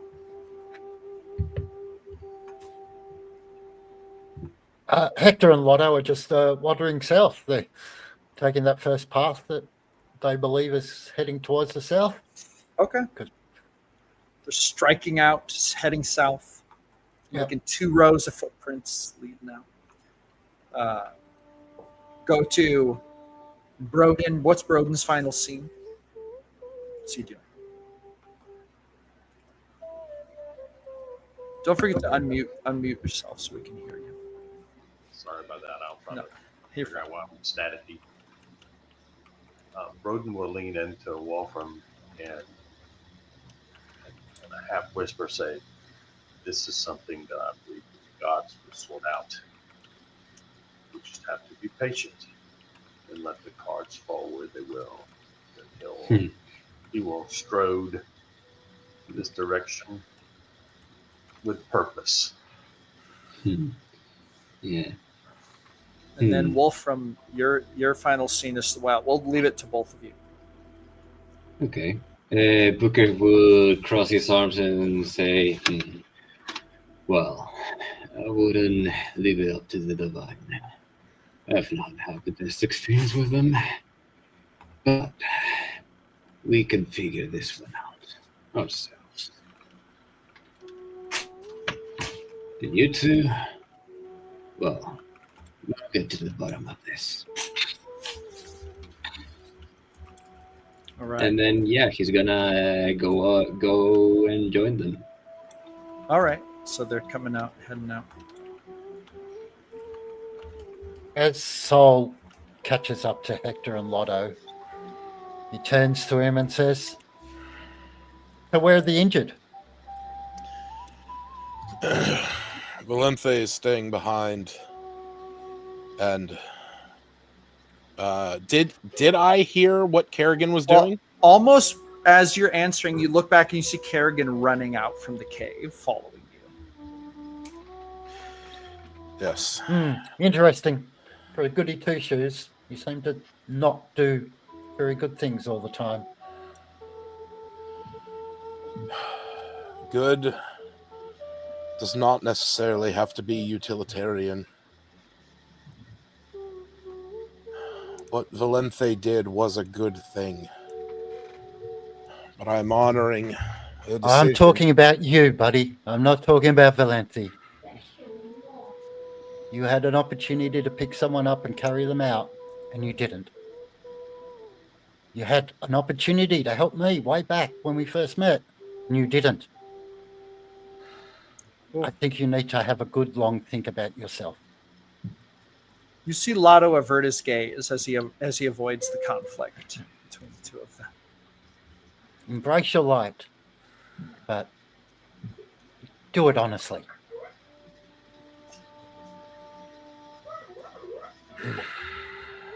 As the scene cuts to black, Now, on these words, we're going to switch to a very brief little cutscene, very super quick. Super quick. Wait, is Broden staying?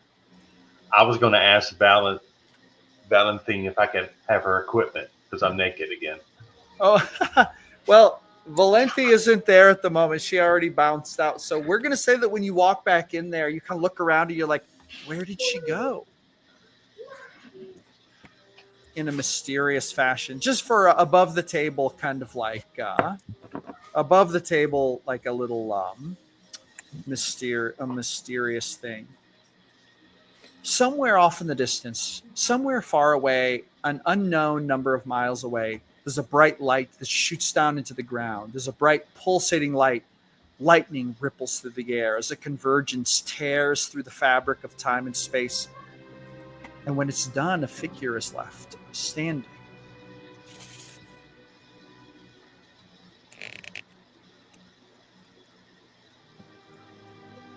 A figure that looks like a child monk with a shaved head. Ironically, the same figure that Valenti caught a glimpse, or Pheline caught a glimpse of in the cave. And then he would just look up and kind of look around, and he would say to himself in common, okay, I don't remember why I'm supposed to be here. And then he would grab a little handful of snow and like hold it in his hands. He's like, but there's one thing I do know. This world must be in danger. And that's where we're going to leave it for tonight. Thank you all for playing. Great game, everyone. Thank you for joining us.